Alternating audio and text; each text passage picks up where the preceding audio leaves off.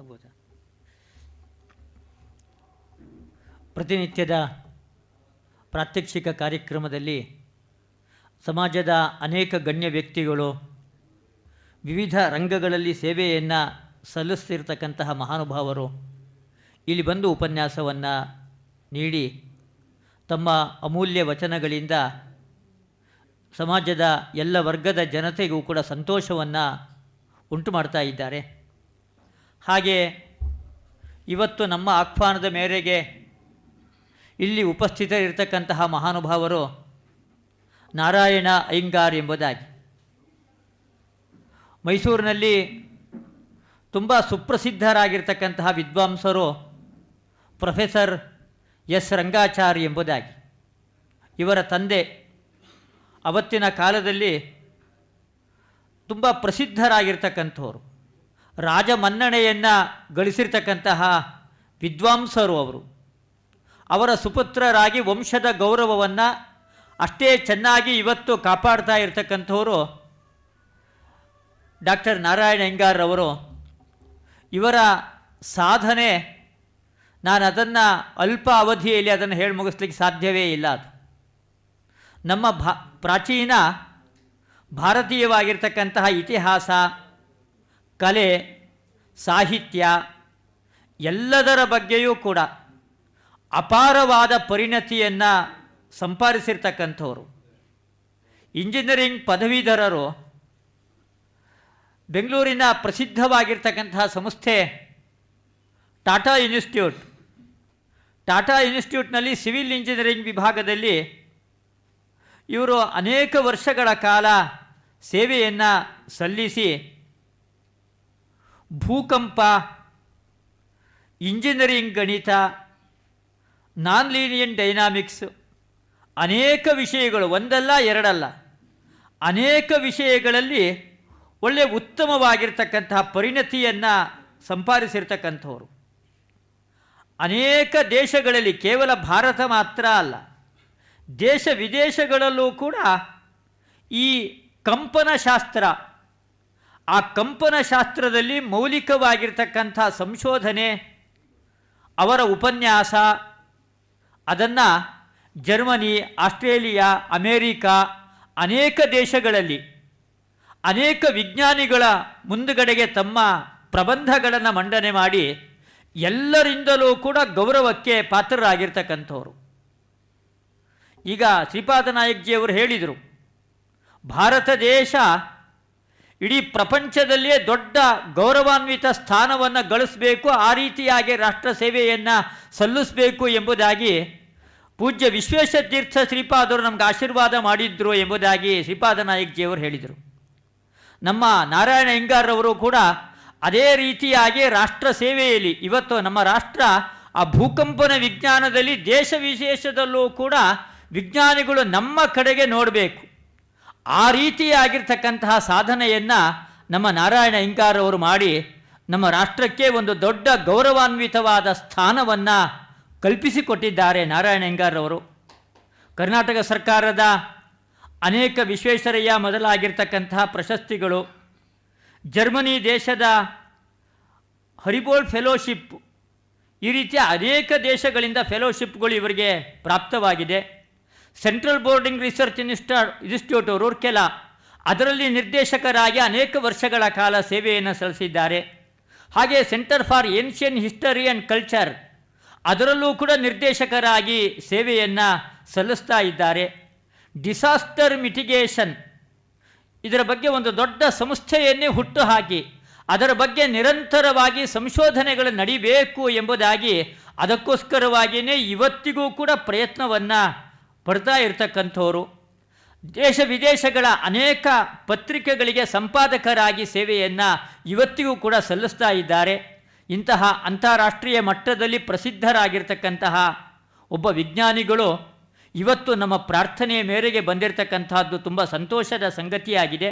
ಅವರಿಗೆ ನಾನು ಚಾತುರ್ಮಾಸ್ಯ ಮಹೋತ್ಸವ ಸಮಿತಿ, ಪೇಜಾವರ ಮಠ, ಪೂರ್ಣಪ್ರಜ್ಞ ವಿದ್ಯಾಪೀಠ ಪ್ರತಿಷ್ಠಾನ ಈ ಸಂಸ್ಥೆಗಳ ಪರವಾಗಿ ಹೃತ್ಪೂರ್ವಕವಾಗಿರ್ತಕ್ಕಂತಹ ಸ್ವಾಗತ ಸುಸ್ವಾಗತ ಶ್ರೀಯುತ ನಾರಾಯಣ ಅಯ್ಯಂಗಾರ್ ಅವರಿಗೆ. ಅವರು ತಮ್ಮ ಅಮೂಲ್ಯವಾದ ಉಪನ್ಯಾಸದಿಂದ ನಮ್ಮೆಲ್ಲರ ಮನಸ್ಸನ್ನು ಸಂತೋಷಪಡಿಸಬೇಕು ಎಂಬುದಾಗಿ ನಾನು ಅವರಲ್ಲಿ ವಿನಮ್ರನಾಗಿ ಕೇಳ್ಕೊಳ್ತಾ ಇದ್ದೇನೆ.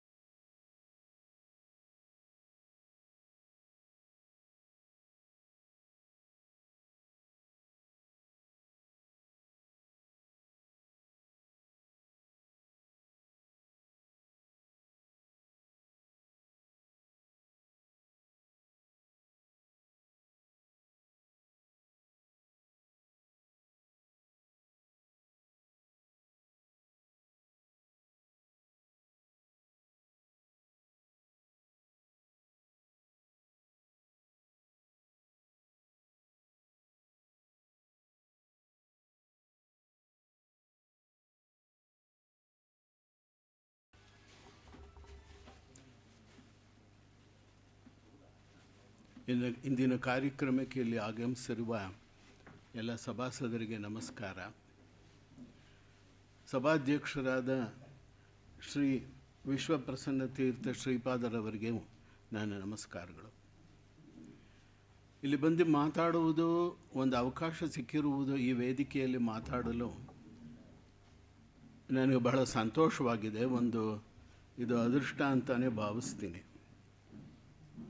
ಶ್ರೀ ವಿಶ್ವೇಶ್ವರ ತೀರ್ಥ ಶ್ರೀಪಾದರ ಪರಿಚಯ ಸ್ವಲ್ಪ ಇತ್ತು ನನಗೆ. ಬಹಳ ವರ್ಷಗಳ ಹಿಂದೆ ಅವ್ರನ್ನ ಕಂಡು ಅವರ ಆಶೀರ್ವಾದ ಪಡೆದಿದ್ದೆ. ಮತ್ತು ಈಗ 2 ವರ್ಷದಲ್ಲಿ ಇಲ್ಲಿಗೆ ಬಂದು ಅವರೊಂದು ಪ್ರವಚನ ನಡೆಸ್ತಾ ಇರುವಾಗ ನನ್ನ ಪುಸ್ತಕಗಳನ್ನು ಅವರಿಗೆ ಸಮರ್ಪಿಸಿದ್ದೆ.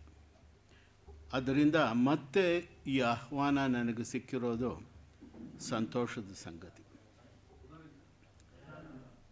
ಈ ದಿನ ನಾನು ಮಾತಾಡಬೇಕೆಂದಿರುವ ವಿಷಯ ಪ್ರಾಚೀನ ಭಾರತದಲ್ಲಿ ಪ್ರಕೃತಿ ವಿಜ್ಞಾನ ಅಂತ.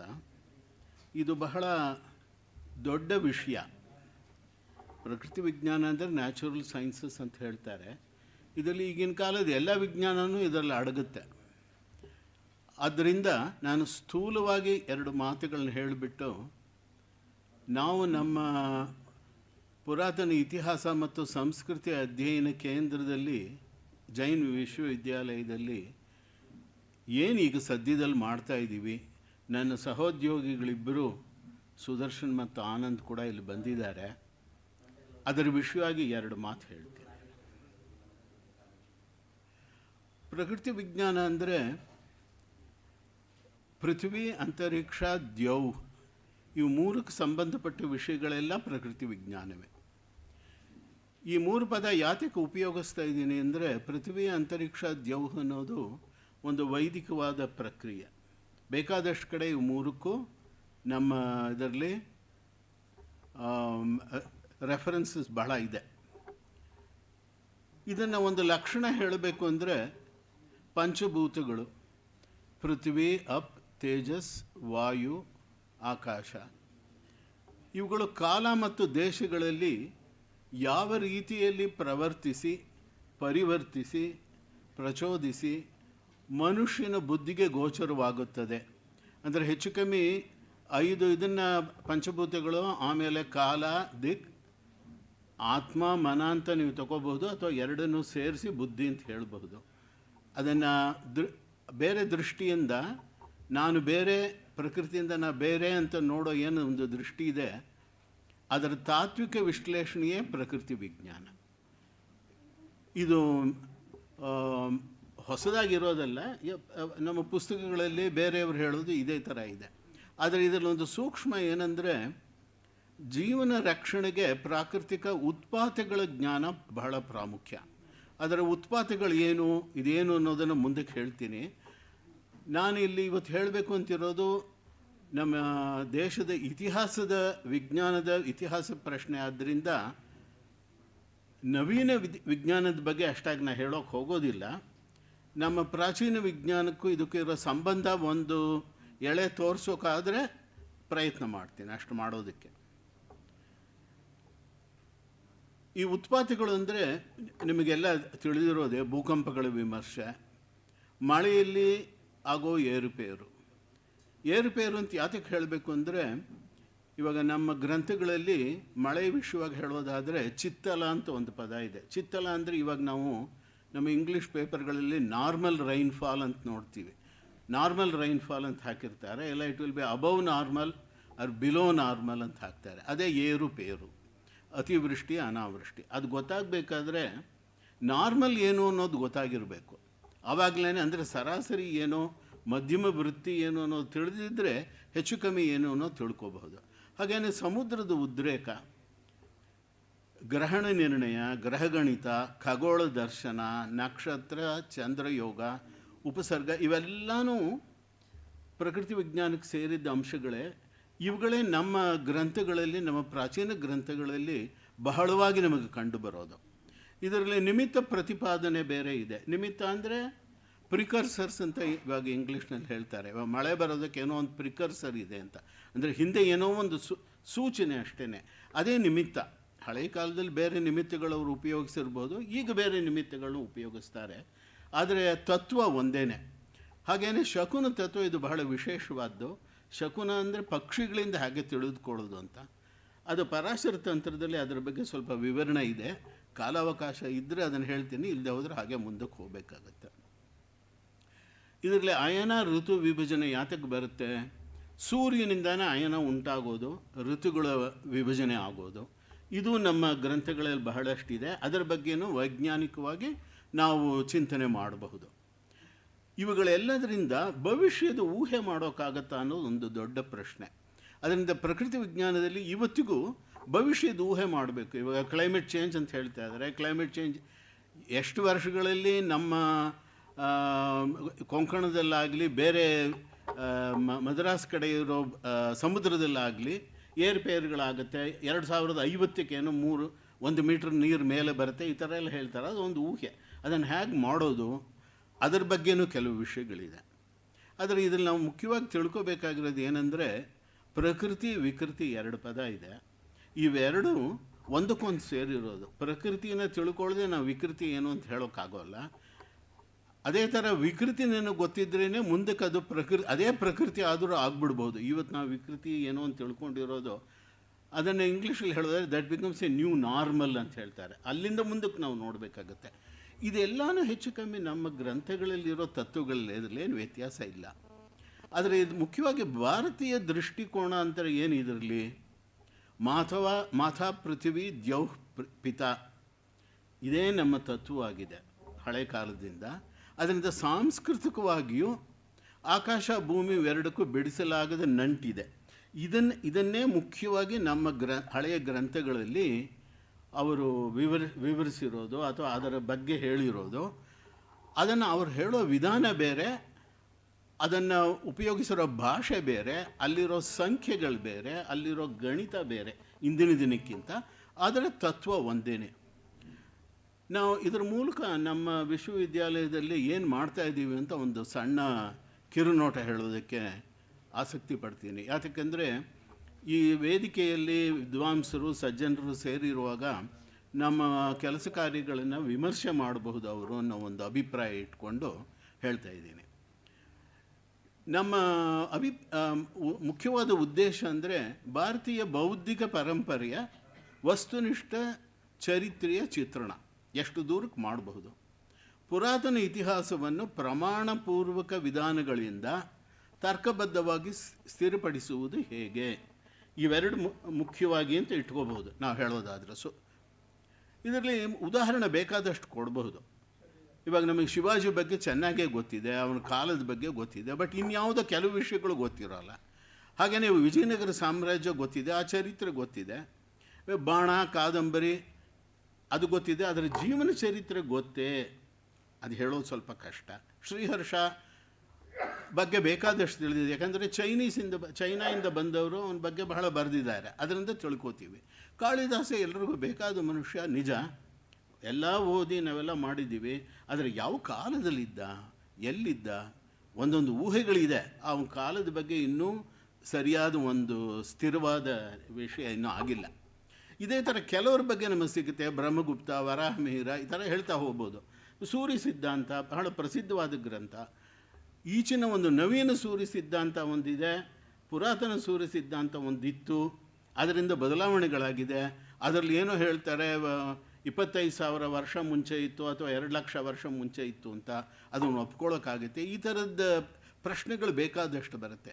ಹೀಗೆ ಹಿಂದಕ್ಕೆ ಹೋಗ್ತಾ ಹೋಗ್ತಾ ವೇದ ಸಂಹಿತೆಗಳು, ಬ್ರಾಹ್ಮಣ ಗ್ರಂಥಗಳು, ಆರಣ್ಯಕಗಳು ಬೇಕಾದಷ್ಟಿದೆ. ಅವುಗಳೆಲ್ಲ ಸಂತೋಷವಾಗುತ್ತೆ ಅದನ್ನು ನೋಡ್ತಾ ಹೋದರೆ. ಇಷ್ಟೆಲ್ಲ ನಮಗೆ ಇದೆಯಲ್ಲಪ್ಪ ಗ್ರಂಥಗಳು ಅಂತ. ಆದರೆ ಅದರಲ್ಲಿರೋ ವಿಷಯ ಏನು? ಬರೀ ವೇದಾಂತ ಮಾತ್ರ ಇದೆಯಾ ಅದರಲ್ಲಿ, ಅಥವಾ ವೇದಾಂತ ಪರವಾಗಿ ಮಾತ್ರ ಅದಕ್ಕೆ ಅರ್ಥ ಮಾಡಬೇಕಾ? ಅಥವಾ ಇವಾಗ ನಿರುಕ್ತ, ಅದನ್ನು ಯಾಸ್ಕರು ಅವರ ಕಾಲದ ಬಗ್ಗೆ ಚರ್ಚೆಗಳು ಬೇಕಾದಷ್ಟು ಇದ್ರೇನು ಅವರು ಹೇಳ್ತಾರೆ ಅಧಿಯಜ್ಞ, ಅಧ್ಯಾತ್ಮ, ಅಧಿದೈವಿಕ 3 ಅರ್ಥಗಳಿಂದ ಮಾಡಬೇಕು. ಅದು ಬಿಟ್ಟು ಬೇರೆ ಇನ್ನೂ 2 ಅರ್ಥನೂ ಇದೆ, ಐತಿಹಾಸಿಕ ಅರ್ಥನೂ ಇದೆ, ನೈಋತ್ಯಕರ ಅರ್ಥನೂ ಇದೆ ಅಂತ ಹೇಳ್ತಾರೆ. ಹಾಗಿದ್ರೆ ಎಲ್ಲ ಋಗ್ವೇದ ಮಂತ್ರಗಳಿಗೂ ಆ ಥರ ಇದೆಯಾ? ಕೆಲವಕ್ಕೆ ಮಾತ್ರ ಇದೆಯಾ? ಅವರೇ ಅದನ್ನ ಬಗ್ಗೆ ಪೂರ್ತಿ ಹೇಳಿಲ್ಲ. ಆದರೆ ಅಧಿದೈವ ಅನ್ನೋದು ಏನು ಅನ್ನೋದಕ್ಕೆ ಅವರು ಸೂಕ್ಷ್ಮ ಹೇಳಿದ್ದಾರೆ. ಇವಾಗ ಅಧ್ಯಾತ್ಮ ಪಕ್ಷ ಚಂದ್ರ, ಮನಸ್ಸು ಅಂತ ತಗೋಬೇಕು. ಅಧಿಯಜ್ಞ ಪಕ್ಷದಲ್ಲಿ ಚಂದ್ರ ಅಂದರೆ ಔಷಧಿ ವಿಶೇಷ. ಆದರೆ ಅಧಿದೈವ ಪಕ್ಷದಲ್ಲಿ ಚಂದ್ರಮ ಅಂತ ಹೇಳಿ. ಸೋಮ ಅಂದರೆ ಚಂದ್ರಮ, ಅಂದರೆ ಚಂದ್ರಮ ನಮ್ಮ ಕಣ್ಣಿಗೆ ಕಾಣಿಸೋ ಚಂದ್ರಮ. ಆದ್ದರಿಂದ ಒಂದು ದೃಷ್ಟಿನಲ್ಲಿ ನೋಡಿದ್ರೆ, ಆಕಾಶದ ದೃಷ್ಟಿಯಿಂದ ನೋಡಿದ್ರೆ ಅಧಿದೈವಿಕ ಅರ್ಥ ನಮಗೆ ತಿಳಿದು ಬರುತ್ತೆ. ಅಲ್ಲಿರೋ ಆಕಾಶ ಕಾಯಿಗಳು ಇವತ್ತು ನಾವು ಅಸ್ಟ್ರಾನಮಿ ಅಂತ ಹೇಳ್ಕೊತೀವಿ ನಾವು. ಇವಾಗ ಅಸ್ಟ್ರಾನಮಿನಲ್ಲಿ, ಮಾಡರ್ನ್ ಅಸ್ಟ್ರಾನಮಿನಲ್ಲಿ ಏನು ಹೇಳ್ತಾರೆ? ನಕ್ಷತ್ರಗಳು, ಗ್ರಹಗಳು, ಧೂಮಕೇತುಗಳು, ಬೇರೆ ಉಲ್ಕಾಪಾತ, ಬೇರೆ ಬೇರೆ ವಿಷಯಗಳು, ಆಮೇಲೆ ಸೃಷ್ಟಿ ಹೇಗೆ ಆಗಿರ್ಬೋದು, ಗ್ರಹೋತ್ಪತ್ತಿ ಹೇಗೆ ಆಗಿರ್ಬೋದು, ಬಿಗ್ ಬ್ಯಾಂಗ್, ಈ ಥರದ್ದು ಏನೇನೋ ಕಲ್ಪನೆಗಳೆಲ್ಲ ಬರ್ತಾಯಿದೆ. ಆಕಾಶಯಾನ, ಬೇರೆ ಗ್ರಹಗಳಿಗೆ ಹೋಗೋದು, ಈ ಥರದ್ದು. ಇದು ಹೆಚ್ಚು ಕಮ್ಮಿ ಈ ಅಭಿಪ್ರಾಯಗಳು ಬಹಳಷ್ಟು ನಮ್ಮ ವೇದಗಳಲ್ಲೂ ಕಂಡುಬರುತ್ತೆ, ನಮ್ಮ ಹಳೆಯ ಪುಸ್ತಕಗಳಲ್ಲಿ, ಗ್ರಂಥಗಳಲ್ಲಿ ಇದೆ. ಆದರೆ ಅದನ್ನು ನಾವು ಅರ್ಥ ಮಾಡ್ತಾ ಇರೋ ವಿಧಾನ ಇಲ್ಲಿವರೆಗೆ ನಾವು ಸಾಯಣರ ಭಾಷೆ ಇಟ್ಕೊಂಡು ಎಲ್ಲನೂ ನೋಡಿ, ಅಥವಾ ಬೇರೆ ಇಂಗ್ಲೀಷ್ ಟ್ರಾನ್ಸ್ಲೇಷನ್ ಗ್ರಿಫಿತ್ ವಿಲ್ಸನ್ದು ನೋಡಿ ಅದರ ಅರ್ಥ ಮಾಡ್ಕೋತಾ ಬಂದರೆ ಏನೇನೋ ಅರ್ಥ ಬರುತ್ತೆ. ಒಂದಕ್ಕೊಂದಕ್ಕೆ ಸಾಮರಸ್ಯವೇ ಬರೋದಿಲ್ಲ. ಇವಾಗ ಅಶ್ವಿನಿ ಯಾರೂ ಗೊತ್ತಾಗೋಲ್ಲ, ನಕ್ಷತ್ರನ ಅಥವಾ ಬೇರೆ ಇನ್ನೇನೋ ಹೇಳೋದಕ್ಕೆ ಆಗೋದಿಲ್ಲ. ಆದರೆ ಬಹಳಷ್ಟು ನಾವು ಅಧಿದೈವ ಪಕ್ಷದಿಂದ, ಅಂದರೆ ಯಾವುದೋ ಒಂದು ಆಕಾಶಕಾಯಿಗಳನ್ನು ಅವರು ನೋಡಿ ಆ ಒಂದು ಇನ್ಸ್ಪಿರೇಷನ್ ಅಥವಾ ಸ್ಫೂರ್ತಿಯಿಂದ ಮಂತ್ರಗಳ ರಚನೆ ಆಗಿದೆ. ಅದು ಮಂತ್ರ ದ್ರಷ್ಟಾರರಾಗಿರಬಹುದು, ಅಂದರೆ ಅವರು ತಾನೇ ಅದು ಬಂದಿರ್ಬೋದು. ಅದರ ಹಿಂದುಗಡೆ ಏನಿದೆ, ಒಂದು ಉಪಮಾನ ಕೊಡಬೇಕಾದ್ರೆ ಅದರ ಹಿಂದುಗಡೆ ಏನಿತ್ತು, ಈ ಕೆಲಸ ಕಾರ್ಯ ಎಲ್ಲಿ ನಡೀತಾ ಇತ್ತು, ಅವರು ದೇವತೆಗಳು ಅಂತ ಹೇಳೋರು ಆಕಾಶದಲ್ಲಿರೋ ದೇವತೆಗಳ ಅಥವಾ ಭೂಮಿಲಿರೋ ದೇವತೆಗಳ ಬಗ್ಗೆ ಹೇಳ್ತಿದ್ದಾರಾ, ಇಲ್ಲ ಅಂತರಿಕ್ಷದ ಬಗ್ಗೆ ಹೇಳ್ತಾ ಇದ್ದಾರಾ? ಅದನ್ನು ನೋಡಿದ್ರೆ ನಮಗೊಂದು ಲೌಕಿಕ ದೃಷ್ಟಿ ಒಂದು ಬರುತ್ತೆ. ಈ ದೃಷ್ಟಿ ಬಹಳ ಮುಖ್ಯವಾಗಿದೆ ಅಂತ ನನ್ನ ಅಭಿಪ್ರಾಯ. ಯಾಕೆಂದರೆ ಈ ದೃಷ್ಟಿಯನ್ನು ಬಿಟ್ಟಿರೋದ್ರಿಂದ, ಇಲ್ಲಿ ಇದು ತೋರಿಸೋದಕ್ಕಿದೆಯಾ ಏನಾದರೂ? ಸರಿ, ನಾನಲ್ಲಿ ಆ ಮ್ಯಾಪಲ್ಲಿ ಅದನ್ನು ಮಾರ್ಕ್ ಮಾಡಿದ್ದೀನಿ. ಕೆಲವು ವಿಷಯಗಳಲ್ಲಿ ಇವಾಗ ನಮ್ಮ ಗ್ರಂಥಗಳಲ್ಲಿ ಬರೀ ಇವು ಭೌಗೋಳಿಕವಾದ ವಿಷಯಗಳು ಬೇಕಾದಷ್ಟಿದೆ. ಅಂದರೆ ಭಾರತ ದೇಶಕ್ಕೆ ಸಂಬಂಧಪಟ್ಟ ಭೌಗೋಳಿಕ ವಿಷಯ, ಬರೀ ಕಾಲ ಮಾತ್ರ ಅಲ್ಲ, ದೇಶ ವಿಷಯಗಳು ಇದೆ. ಅಲ್ಲ, ರಿಮೋಟ್ ಇದೆಯಾ ಅಂತ ಕೇಳ್ತಾ ಇದ್ದೀನಿ, ಮಾರ್ಕ್ ಮಾಡೋದಕ್ಕೆ. ಇದ್ರ ಕೂಡ ಇಲ್ಲದರೂ ಪರವಾಗಿಲ್ಲ, ಹಾಗೆ ಮಾಡೋಣ ಬಿಡಿ, ಪರವಾಗಿಲ್ಲ. ಅದರಲ್ಲಿ ನಾನು ಇಲ್ಲಿ ಆ ಮ್ಯಾಪಲ್ಲಿ ಇಲ್ಲ ಆಗೋದಿಲ್ಲ, ಹಾಗೆ ಆಗೋದಿಲ್ಲ ಅಂತ. ಇಲ್ಲ ಇರಲಿ ಬಿಡಿ, ಪರವಾಗಿಲ್ಲ. ಇಲ್ಲ ಬೇಡ ಇರಲಿ ಬಿಡಿ, ಹಾಗೆ. ಆ ಚಿತ್ರದಲ್ಲಿ ತೋರಿಸಿರೋ ಒಂದು ವಿಷಯ ಇದೆ. ಅದು ಹಳೆಯ ಸರಸ್ವತಿ ನದಿ ಪಾತ್ರ ಇರಬಹುದು. ಅಲ್ಲಿ ಹರಪ್ಪ ಮೊಹೆಂಜೊದಾರೋ, ಹರಪ್ಪ ಸಿವಿಲೈಸೇಷನ್, ಆ ಹಳ್ಳಿಗಳು ಆ ಜಾಗದಲ್ಲಿ ಇದ್ದೂ ಇರಬಹುದು. ಅಲ್ಲಿಂದ ಕೆಳಗಡೆ ಬಂದರೆ ಅಲ್ಲಿ ನಾನು ಇರಿಣ ಅಂತ ಒಂದು ಬರೆದಿದ್ದೀನಿ ಕನ್ನಡದಲ್ಲಿ. ಅದು ಇವತ್ತಿನ ದಿನ ರಾಣ್ ಆಫ್ ಕಚ್ ಅಂತ ಯಾವುದು ಹೇಳ್ತಾರೆ, ಅದೇ ಇರಿಣ. ಈ ಇರಿಣ ಪದ ಋಗ್ವೇದ ಸಂಹಿತೆಯಲ್ಲಿದೆ, ತೈತಿರಿ ಸಂಹಿತೆಯಲ್ಲಿದೆ, ಮಹಾಭಾರತದಲ್ಲಿ ಬರುತ್ತೆ, ಸ್ಕಾಂದ ಪುರಾಣದಲ್ಲಿ ಬರುತ್ತೆ. ಏನು ವಿಶೇಷ? ಸುಮ್ಮನೆ ಇರಿಣ ಅಂತ ಎಷ್ಟೋ ಇದೆ. ಇರಿಣದಿಂದ ಶ್ರದ್ಧಾದೇವನ ವ್ಯಸೇತ್, ಅಲ್ಲಿಂದ ಬಿಟ್ಟು ಹೋಗಬೇಕು, ಇರಿಣದಲ್ಲಿ ಇರ್ಕೂಡುದು, ಆಹಿತಾಗ್ನಿಗಳು ಅಂತ ಮಂತ್ರ ಇದೆ ತೈತಿರಿ ಸಂಹಿತೆಯಲ್ಲಿ. ಯಾತಕ್ಕೆ ಅಲ್ಲಿ ಏನಾಯಿತು? ದಿವ್ಯಾಂಗಾರಿ ಇರಣೇ ನ್ಯುಕ್ತಾ ಸಿತಾಸಂತೋ ಹೃದಯ ನಿರ್ದಹಂತಿ ಅಂತ ಋಗ್ವೇದದಲ್ಲಿ ಬರುತ್ತೆ. ಅಲ್ಲಿ ಏನು ಬಿತ್ತಲ್ಲಿ? ದಿವ್ಯ ಅಂಗಾರಿ ಅಂದ್ರೆ ಏನು? ಈಗಿನ ದೃಷ್ಟಿಯಿಂದ ನೋಡಿದ್ರೆ ಅವಳು ಹೊಂದಿಕೊಳ್ಳೋದು ಏನೋ ಉಲ್ಕಾಪಾತ ಇರಬಹುದು, ಅಥವಾ ಈಗಿನ ಕಾಲದಲ್ಲಿ ಆಸ್ಟೆರಾಯ್ಡ್ ಅಂತ ಹೇಳ್ತಾರೆ, ಆ ಥರದ್ದು ಏನಾದರೂ ಬಂದು ಒಂದು ದೊಡ್ಡ ಉತ್ಪಾತ, ಒಂದು ಆಘಾತ ಆಗಿರಬಹುದು. ಇದನ್ನು ನಾವು ತಿಳ್ಕೊಂಡ್ರೆ ನಮ್ಮ ದೇಶದ ಬಗ್ಗೆನೇ ನಮ್ಮ ಮುಂದಿನ ಪೀಳಿಗೆಯವರಿಗೆ, ಅಂದರೆ ಯುವ ಜನಾಂಗಕ್ಕೆ ಒಂದು ಆಸಕ್ತಿ ಬರುತ್ತೆ. ಬರೀ ಅಮೆರಿಕಾದಲ್ಲೇ ಈ ಥರ ವಿಷಯಗಳ ಬಗ್ಗೆ ಹೇಳ್ತಾ ಇದ್ದಾರೆ, ಯುರೋಪಲ್ಲಿ ಮಾತ್ರ ಈ ಥರ ಹೇಳ್ತಾ ಇದ್ದಾರೆ, ನಮ್ಮ ದೇಶದಲ್ಲಿ ಏನೂ ಇರಲೇ ಇಲ್ವ ಹಳೆ ಕಾಲದಲ್ಲಿ? ಈಜಿಪ್ಟಲ್ಲಿ ಅಷ್ಟು ಹೇಳ್ತಾರಲ್ಲ, ಬೇಬಿಲೋನಿಯಾದಲ್ಲಿ ಹೇಳ್ತಾರಲ್ವ 3000 ವರ್ಷ ಹಿಂದೆ ಹೀಗಾಯಿತು ಅಂತ, ನಮ್ಮ ದೇಶದಲ್ಲಿ ಇಲ್ವೋ ಅನ್ನೋ ಪ್ರಶ್ನೆ ಬರುತ್ತೆ. ನಿಜವಾಗಿ ಇದೆ, ನಾವು ಅದನ್ನು ಆ ದೃಷ್ಟಿಯಿಂದ ನೋಡಿಲ್ಲ ಅಷ್ಟೇ. ಇನ್ನೊಂದು ಇಲ್ಲಿ ತೋರಿಸ್ತಾ ಇದ್ದೀನಿ, ಒಂದು ಚಿತ್ರಣ ಇದೆ. ಇದು ಕುರುಪಾಂಚಾಲ ವೇದ ಕಾಲದಲ್ಲಿ ಇದ್ದ ಭಾರತದ ಒಂದು ಕಲ್ಪನೆ, ಒಂದು ಚಿತ್ರಣ. ಕುರು, ಪಾಂಚಾಲ, ಕೀಕಟ, ಆ ಕಡೆ ಸಿಂಧೂ ನದಿ ತೋರಿಸಿದ್ದೀನಿ, ಈ ಕಡೆ ಕೋಸಲ, ವಿದೇಹ ಅದೆಲ್ಲ ಇದೆ. ಕೆಳಗಡೆ ಇರೋದು ಒಂದು ವಿಂಧ್ಯ ಪರ್ವತ. ಅದು ಇದು ಯಾತಕ್ಕೆ ತೋರಿಸ್ತಾ ಇದ್ದೀನಿ? ತೈತಿರ ಆರಣ್ಯಕದಲ್ಲಿ ಒಂದು ಮಂತ್ರ ಇದೆ, ತೇಷಾಂ ಕುರುಕ್ಷೇತ್ರಂ ವೇದಿರಾಸೀತ್. ಯಾತಕ್ಕೆ? ಅಲ್ಲೇನೆ ದೇವಾಹ ಸತ್ರಂ ಅಕುರುತ ಅಂತ ಬರುತ್ತೆ, ದೇವಾವೈ ಸತ್ರಮಾಸತ ಅಂತ ಪ್ರಾರಂಭ ಆಗುತ್ತೆ. ಇದು ಮೈತ್ರಾಯಣಿ ಸಂಹಿತೆಯಲ್ಲೂ ಬರುತ್ತೆ. ತಸ್ಯೈಕ ಕಾಂಡವೋ ದಕ್ಷಿಣಾರ್ಧಮಾಸಿ ತೂರ್ಗ್ನು ಉತ್ತರಾರ್ಧ. ಹೀಗೆ ಬಂದು ಮರವ ಉತ್ಕರ ಅಂತ ಬರುತ್ತೆ. ಉತ್ಕರ ಅಂದರೆ ವೈದಿಕವಾದ ಅರ್ಥದಲ್ಲಾದರೆ ಒಂದು ವೇದಿನಲ್ಲಿ ಅದು ತೆಗೆದಿರೋ ಇದನ್ನು ವೇಸ್ಟ್ ಅಂತ ಏನು ಹೇಳ್ತೀವಿ ನಾವು, ವ್ಯರ್ಥವಾದ ಇದನ್ನು ಆ ಪುರುಷಗಳು ಹೇಳೋದಕ್ಕಿರೋ ಒಂದು ಜಾಗಕ್ಕೆ ಉತ್ಕರ ಅಂತ ಹೇಳ್ತಾರೆ. ಇಲ್ಲೇನಾಗಿದೆ ಅಂದರೆ ಇದು ಭಾರತವನ್ನೇ ಒಂದು ವೇದಿ ಅಂತ ತಿಳಿದುಕೊಂಡು ಕುರುಕ್ಷೇತ್ರದಲ್ಲಿ ವೇದಿ ಇತ್ತು, ದೇವತೆಗಳು ಮಾಡೋ ಒಂದು ಯಜ್ಞ ಮಾಡೋದ್ರು. ದೇವತೆಗಳು ಮಾಡೋ ಯಜ್ಞ ಮಾಡೋದ್ರೆ ಇಲ್ಲಿಂದ್ರೆ ಏನು ಅರ್ಥ ಇರಬಹುದು? ಇದೇನೋ ಒಂದು ಉತ್ಪಾತ ಆಗಿತ್ತೆ, ಅಥವಾ ಬೇರೆ ಪರಾಶರ ತಂತ್ರದಲ್ಲಿ ಮುಂದಕ್ಕೆ ತೋರಿಸ್ತೀನಿ. ಅದರಲ್ಲಿ ಅವ್ರು ಹೇಳ್ತಾರೆ, ಒಂದು ಚಲಕೇತು ಅಂತ ಒಂದು ಧೂಮಕೇತು, ಅದು ಚಲಕೇತು ಅಂತ ಹೆಸರು ಕೊಟ್ಟಿದ್ದಾರೆ. ಈಗ ನಾವೆಲ್ಲ ಧೂಮಕೇತು ಅಂದ್ಬಿಡ್ತೀವಿ, ಆಗಿನ ಕಾಲದಲ್ಲಿ ಬೇರೆ ಬೇರೆ ಹೆಸರು ಕೊಟ್ಟಿದ್ದರು. ಅದರಿಂದ ಒಂದು ದೊಡ್ಡ ಆಘಾತ ಆಗಿ ಮುಕ್ಕಾಲು ಅಲ್ಲಿರೋ ಜನಸಂಖ್ಯೆ ಕಮ್ಮಿ ಆಗೋಯಿತು ಕುರುಕ್ಷೇತ್ರದಲ್ಲಿ ಅಂತ ಹೇಳ್ತಾರೆ. ಅದನ್ನೇ ಇವರು ಒಂದು ದೇವತೆಗಳು ಮಾಡಿದ್ದು ಯಾಗ, ಒಂದು ಸತ್ರ ಅಂತ ಹೇಳ್ತಾ ಇದ್ದಾರೆ. ಅದರಿಂದಾನೇ ಹಿಂದುಗಡೆ ಮರು ಪ್ರದೇಶ ಬಂತ. ಇದನ್ನು ಚರ್ಚೆ ಮಾಡಬೇಕು. ಹೀಗೆ ಅಂತ ನಾನು ಹೇಳ್ತಾ ಇಲ್ಲ, ಹೀಗಿರಬಹುದೇನೋ ಅಂತ. ಇದೇ ಥರ ಏನಾಗಿದೆ ನಮ್ಮ ದೇಶದ ಭೌಗೋಳಿಕ ಪರಿಸ್ಥಿತಿಯಲ್ಲಿ, ಇವಾಗ ಸರಸ್ವತಿ ನದಿ ಹೋಗ್ಬಿಟ್ಟಿದೆ, ವಿನಶನ ಅಂತ ಒಂದು ಜಾಗ ಇದೆ, ಅದು ಪ್ಲಕ್ಷ ಪ್ರಸರಣದಿಂದ ಹರಿತಾ ಇತ್ತು. ಪುರಾಣಗಳಲ್ಲಿ ಬರುತ್ತೆ, ಪ್ರವಚನಗಳೆಲ್ಲ ಹೇಳ್ತಾರೆ, ನಾವೆಲ್ಲ ಕೇಳ್ತೀವಿ. ಆದರೆ ಈಗಿನ ದಿನಗಳಲ್ಲಿ ಸರಸ್ವತಿ ಎಲ್ಲಿದೆ ಅಂತ ಹೇಳೋಕ್ಕಾಗೋಲ್ಲ.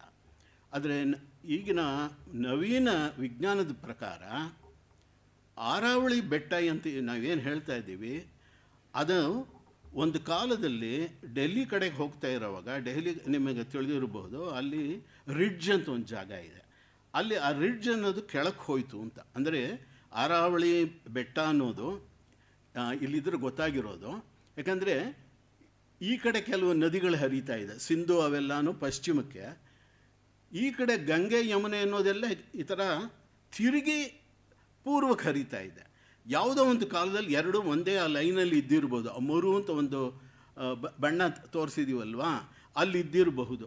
ಇದನ್ನೇ ಇವತ್ತಿನ ವಿಜ್ಞಾನಿಗಳು ಹೌದು ಹಾಗೆ ಇತ್ತು, ಯಾವಾಗಲೂ ಒಂದು 6000 ವರ್ಷ ಮುಂಚೆ, ಎಷ್ಟು ವರ್ಷ ಅನ್ನೋದು ಇನ್ನೂ ಖಚಿತವಾಗಿಲ್ಲ, ಇಲ್ಲ ಒಂದು ದೊಡ್ಡ ಭೂಕಂಪನೋ ದೊಡ್ಡ ಆಘಾತನೋ ಏನೋ ಒಂದು ಉತ್ಪಾತ ಆಗಿ ಆ ಮುಂದುಗಡೆ ಇರೋ ಡೆಲ್ಲಿ ಕಡೆಗಿರೋ ಆ ಅರ್ಬುದ ಪರ್ವತ ಏನಿದೆ, ಆರಾವಳಿ ಅನ್ನೋದು ಏನಿದೆ, ಅದು ಕೆಳಕ್ಕೆ ಹೋಗ್ಬಿಡ್ತು.